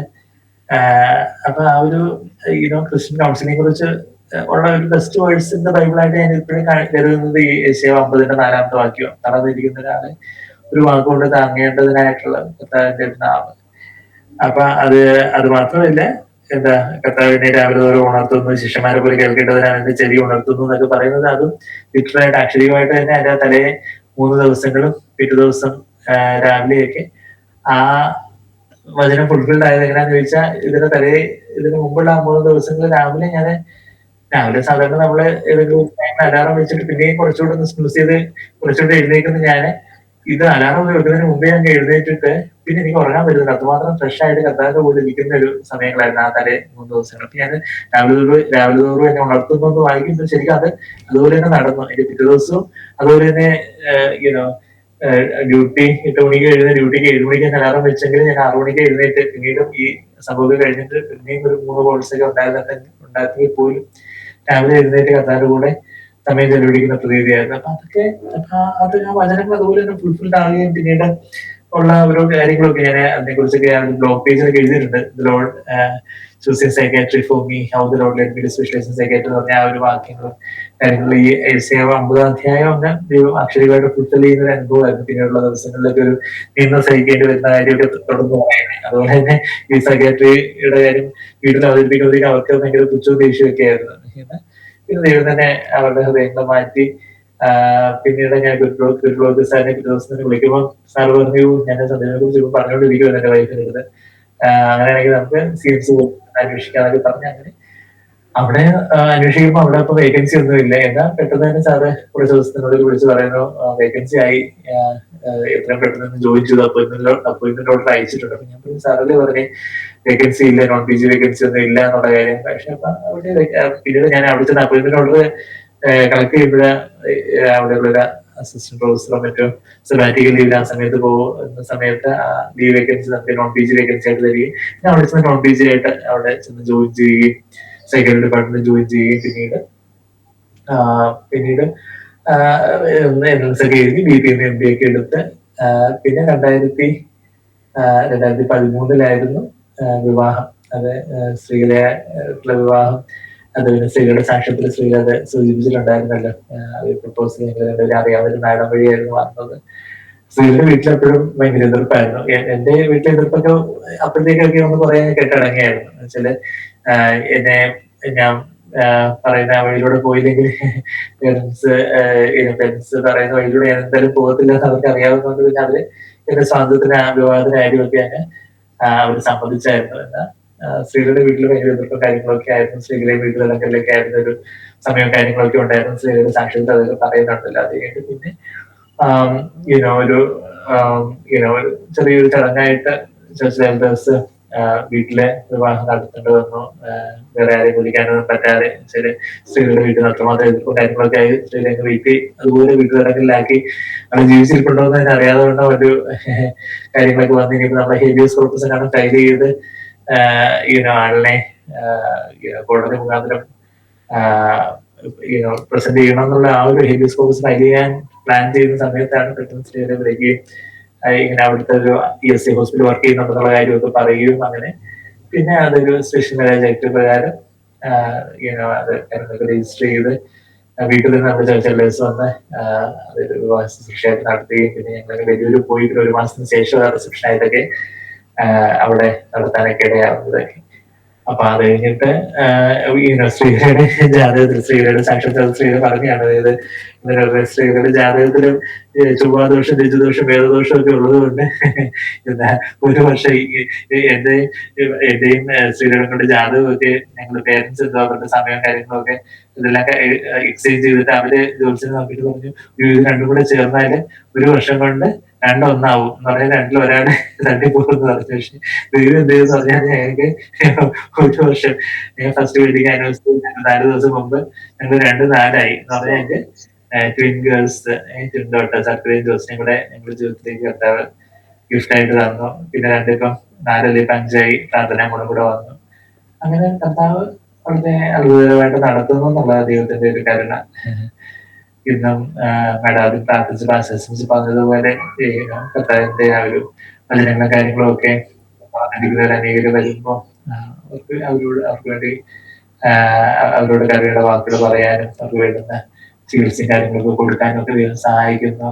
ഇപ്പം ട്രാൻസ്ലേഷൻസ് ഒക്കെ ഉള്ളതുകൊണ്ട് ലോകത്തിന്റെ പല ഭാഗത്തു നിന്നുള്ള ആൾക്കാരെ കണക്ട് ചെയ്യാനൊക്കെ ദൈവം ഇടയാക്കുന്നു. അങ്ങനെ കർത്താവിന് സാക്ഷിയായിട്ടായിരിക്കുന്നത് വലിയൊരു ഭാഗ്യമാണ്. ഇതിനിടയ്ക്ക് ദൈവത്തോട് കാര്യങ്ങളൊക്കെ ഉണ്ട്. ചിലപ്പോൾ ഫോണിൽ വിളിച്ച് ഓരോ ഭീഷണി പറയുന്ന ആൾക്കാരും ഉണ്ട്.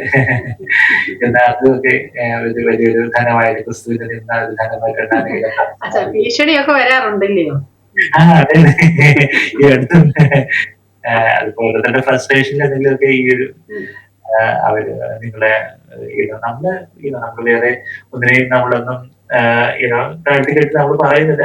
യേശു മാത്രമേ സത്യമുള്ളതെന്ന് പറയുമ്പോൾ ബാക്കിയുള്ളവർക്ക് അതൊരു പ്രയാസം ഉണ്ടാകുന്നുണ്ട്. അവരുടെ ആ ഒരു ഫ്രസ്ട്രേഷനിൽ നിന്നായിരിക്കും നമ്മളവരോട് ആ ഒരു നമ്മളത് കമ്പാഷനേറ്റ് ആയിട്ട് നമ്മളവരോട് പറയുന്നു എന്നുള്ളത്. അവർക്ക് അവർ സത്യം മനസ്സിലാക്കാത്തത് കൊണ്ടാണ് അവരെന്തോ പറയുന്നത്. ദൈവം അത് ഡോക്ടറിന് ദൈവം മനസ്സിലാക്കി തന്ന പോലെ അവർക്കൊക്കെ മനസ്സിലാക്കി കൊടുക്കുമ്പോഴവര് യേശു മാത്രമേ ദൈവം ഉള്ളെന്ന് അവർക്ക് മനസ്സിലാവും.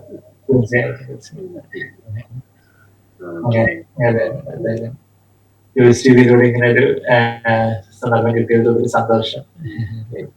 കേൾക്കുന്നവരെല്ലാം കർത്താവിലേക്ക് ആകർഷിക്കുകയും കർത്താവിനെ നിങ്ങളെ എന്നെ കേൾക്കുന്ന ആരെങ്കിലും കർത്താവിന് ഇതുവരെയും അറിയാത്തവരാണ് കർത്താവിനെ നാഥന്റെ രക്ഷകനായിട്ട് സ്വീകരിക്കാത്തവരാരെങ്കിലും എന്നെ കേൾക്കുന്നുണ്ടെങ്കിൽ നിങ്ങൾ കർത്താവിലേക്ക് നിങ്ങൾ ആയിരിക്കുന്ന അവസ്ഥയിലേക്ക് വരിക. കർത്താവ് ഞങ്ങൾക്ക് പാപിയാണ്, എനിക്ക് വേണ്ടിയാണ് അങ്ങ് മരിച്ചു വരുന്നത് ഞാൻ വിശ്വസിക്കുന്നു. എനിക്ക് വേണ്ടിയല്ല, എനിക്കായിട്ട് ജീവിക്കാൻ ആഗ്രഹിക്കുന്ന ജീവിതം ഞാൻ എനിക്ക് സമർപ്പിക്കുന്നു എന്ന് പറഞ്ഞ് നമ്മളത്തിനെ താഴ്ത്തി ഒരു കൊച്ചുകുഞ്ഞിനെ പോലെ കർത്താവിലേക്ക് അങ്ങ് കൊടുക്കുക. നമ്മുടെ ജീവിതത്തിന് ഉടമസ്ഥാവകാശം കർത്താവിനായിട്ട് കൊടുക്കുമ്പോൾ കർത്താവ് കല്ലൂർ കുരിശിൽ ചേർന്ന രക്തത്താൽ നമ്മുടെ പാവക്കറകളെല്ലാം കഴുകി കളഞ്ഞ കർത്താവിന്റെ സ്നേഹം നമ്മുടെ ഹൃദയത്തിൽ വന്ന് നിറയ്ക്കും. നമ്മുടെ ജീവിതത്തിൽ ഒരു പുതിയ പ്രത്യാശയോടെ വഴുത്തിലോട് ദൈവമാക്കി തീർക്കും. ക്രിസ്തീയ ജീവിതം പോലുള്ള ഒരു സൗഭാഗ്യ ജീവിതം, യഥാർത്ഥത്തിൽ കർത്താവിന്റെ സ്നേഹത്തെ നിറയപ്പെട്ട ഒരു ജീവിതത്തെ പോലെ ഒരു സന്തോഷകരമായ ജീവിതം വേറെയില്ല. എന്തെല്ലാം പ്രതികൂലങ്ങളോ പ്രതിബന്ധങ്ങളോ ഒക്കെ ഉണ്ടെങ്കിൽ അതിന്റെ എല്ലാം നടുവിൽ കർത്താവ് തരുന്ന ഒരു സ്വർഗീയ സമാധാനം, സകല ബുദ്ധിയും കവിയുന്ന ഒരു സമാധാനത്താൽ കർത്താവ് നമ്മെ നിറച്ചു വഴി നടത്തും. കർത്താവിന്റെ രാജ്യവും നീതി അന്വേഷിക്കുമ്പോൾ അത് മുമ്പേ അന്വേഷിക്കുമ്പോൾ ബാക്കിയെല്ലാം വേണ്ടുന്ന കാര്യങ്ങളൊക്കെ ഭൗതികമായിട്ട് നമ്മുടെ നീഡ്സ് എല്ലാം കർത്താവ് ഏറ്റവും നന്നായിട്ട് നടത്തുന്ന കാര്യമൊക്കെ നിങ്ങളുടെ ജീവിതത്തിൽ ഞങ്ങൾ അനുഭവിച്ചറിഞ്ഞിട്ടുള്ളത്. അതുകൊണ്ട് നിങ്ങൾക്ക് ആരെങ്കിലും കർത്താവിലേക്ക് കമ്മിറ്റ് ചെയ്യാനായിട്ടുള്ളവരുണ്ടെങ്കിൽ തീർച്ചയായിട്ടും ഇത് നിങ്ങളോട് കർത്താവ് സംസാരിക്കുന്ന ഒരു ദൂതായിട്ട് എടുത്ത് അതിനായിട്ട് നിങ്ങളുടെ ജീവിതം ഒന്ന് സമർപ്പിച്ചു കൊടുക്കുക. കർത്താവ് കാര്യങ്ങൾ നിങ്ങളുടെ ജീവിതത്തിൽ ചെയ്യും. പിന്നെ കർത്താവിലേക്ക് വന്നിട്ടുള്ളവരും വചനത്തെ കൂടുതൽ വില പിടിക്കാനും കൂട്ടായ്മ വില പിടിക്കാനും കർത്താവിനോട് കൂടുതൽ ആഴപ്പെടാനും ഈ ഒരു കർത്താവിന്റെ ക്രൂസിന് വഴി അതൊരു വലിയൊരു ജീവന്റെ പുനരുദ്ധാനത്തിന് വഴിയായിട്ട് കണ്ട് വചനപ്രകാരം മുമ്പോട്ട് പോകുമ്പോൾ നിങ്ങളുടെ ജീവിതത്തിലെ ഈ ഒരു കുറവ് വരുത്തുകയില്ല, എല്ലാം ദൈവം നിറവാക്കി മാറ്റുന്ന ഒരു കർത്താവ് നമുക്കുള്ള എന്നുള്ള കാര്യം തിരിച്ച് മനസ്സിലാക്കാൻ ഓരോ പ്രേക്ഷകർക്ക് അത് കഴിയട്ടെ എന്ന് ആശംസിക്കുകയും പ്രാർത്ഥിക്കുകയും ചെയ്യുന്നു. താങ്ക് യു ഡോക്ടറെ, താങ്ക് യു ഡോക്ടർ. വിലപ്പെട്ട സമയം, ഒരുപാട് ബിസിയുള്ള ഡോക്ടറാണ്. വിലപ്പെട്ട സമയം ഞങ്ങൾക്ക് വേണ്ടി മാറ്റി വെച്ചതിന് ഒത്തിരി നന്ദിയുണ്ട്. കർത്താവ് സഹായിക്കട്ടെ. ഡോക്ടറിനെ കർത്താവ് വിളിച്ച് വേർതിരിച്ച് ഒരു ഹൈന്ദവനായി ജനിച്ചു വളർന്നു. സ്കൂളിലെ ടോപ്പർ, യുവജനോത്സവത്തിലെ കലാപ്രതിഭ, എല്ലാ രീതിയിലുള്ള അറിവും കഴിവും ഒക്കെ ഉണ്ടായിരുന്നു. എങ്കിലും സമാധാനത്തെക്കുറിച്ച് വലിയ കാര്യങ്ങളൊക്കെ എഴുതുമായിരുന്നു. എങ്കിലും ഹൃദയത്തിനകത്ത് സമാധാനമില്ലാതെ, സൃഷ്ടിതാവ് ആരാണെന്നറിയാതെ ഒരു ദിവസം സൃഷ്ടിതാവിനെ മനസ്സിലാക്കുവാനുള്ള ഒരു വലിയ ഭാഗ്യം, ഒരു സന്തോഷം, സമാധാനം എല്ലാം കർത്താവ് തന്ന് ഇന്ന് സമാധാനമില്ലാതെ ഡോക്ടറെ മുൻപിൽ അനേകര് കടന്നു വന്നിരിക്കുമ്പോൾ, മനസ്സ് തകർന്നവരായി ഇരിക്കുമ്പോൾ, ഒരു സൈക്യാട്രിസ്റ്റ് എന്ന നിലയിലും ഒരു ദൈവദാസൻ എന്ന നിലയിലും അവർക്ക് വേണ്ടുന്ന ട്രീറ്റ്മെന്റ് ഒക്കെ കൊടുക്കുവാൻ കർത്താവ് ദേവദാസനെ ഉപയോഗിക്കുന്നല്ലോ.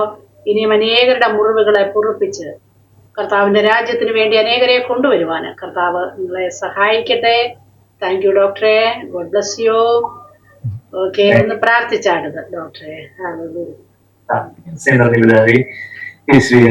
അവിടുന്ന് ഞങ്ങളുടെ മതത്തിലുള്ളതിനായിട്ട് ഞങ്ങൾ സ്തുതിക്കുന്നു. കർത്താവെ, ഈ സന്ദേശം സാക്ഷി കേട്ട് എല്ലാ പ്രിയമക്കളെയും കർത്താവെ അവിടുത്തെ കരങ്ങളിൽ സമർപ്പിച്ച് പ്രാർത്ഥിക്കുന്നു. അവരുടെ ജീവിതത്തിലുള്ള ആവശ്യങ്ങളെല്ലാം അവിടുന്ന് അറിയുന്നു. എല്ലാ അന്ധകാരത്തിലും പ്രവർത്തനങ്ങളിലേക്ക് ബന്ധിച്ച് എല്ലാവരും വലിയ സ്വാതന്ത്ര്യത്തിലേക്ക് വിടുതലേക്ക് നയിച്ചാടുകൾ പ്രാർത്ഥിക്കുന്നു. സൗഖ്യം വേണ്ടുന്നവർക്ക് അസൗഖ്യം കൊടുത്താട്ടെ, വിടുതലും ആശ്വാസമൊക്കെ വേണ്ടുന്നവർക്ക് ആ കാര്യങ്ങളെല്ലാം അവിടുന്ന് ചെയ്യണമെന്ന് പ്രാർത്ഥിക്കുന്നു. അങ്ങനെയൊക്കെ നോക്കുവാൻ എല്ലാവരെയും സഹായിച്ചാട്ടെ കർത്താവ്. അങ്ങനെയൊക്കെ നമുക്ക് രാജ്യം ലജിച്ച് പോയിട്ടുള്ളവരുടെ മുഖം പ്രകാശിതമായിട്ട് കർത്താവെ, വിശ്വാസനായകനെ കൊണ്ട് വരുന്ന യേശുവിലേക്ക് നോക്കുവാൻ കർത്താവ് എല്ലാവരെയും സഹായിച്ചാട്ടെ. വലിയൊരു ഉണർവ് ജീവിതത്തെ അനുഭവിക്കുവാൻ കർത്താവ് കുടുംബമായിട്ട്, വ്യക്തിപരമായിട്ടും കുടുംബമായിട്ട് സമയമായിട്ടും ഒക്കെ അനുഭവിക്കുവാൻ ഇടയാകണം. ദേശത്തേക്ക് അനുഗ്രഹിച്ചാട്ടെ. അനേക ദൈവത്തെ കണ്ടെത്തി ജീവിതത്തെ ധന്യമാക്കുവാൻ അവിടുന്ന് ഇടയാക്കണമെന്ന് പ്രാർത്ഥിക്കുന്നു. എല്ലാവരും അവിടുത്തെ നാമത്തെ മുഹത്വപ്പെടുത്തിയാട്ടെ. നന്ദി കർത്താവ്. മിനിസ്റ്റേക്ക് അനുഗ്രഹിച്ചാട്ടെ, പെണ്ണാട്ടെയും കുടുംബങ്ങളെ അനുഗ്രഹിച്ചാട്ടെ. നന്ദി കർത്താവ്. പ്രാർത്ഥനയിൽ പ്രസിദ്ധിക്കുന്ന എല്ലാം യേശുവിന്റെ വിലയേറിയ മാത്രമുള്ള നാട്ടിൽ തന്നെ. ആമേൻ. Thank U.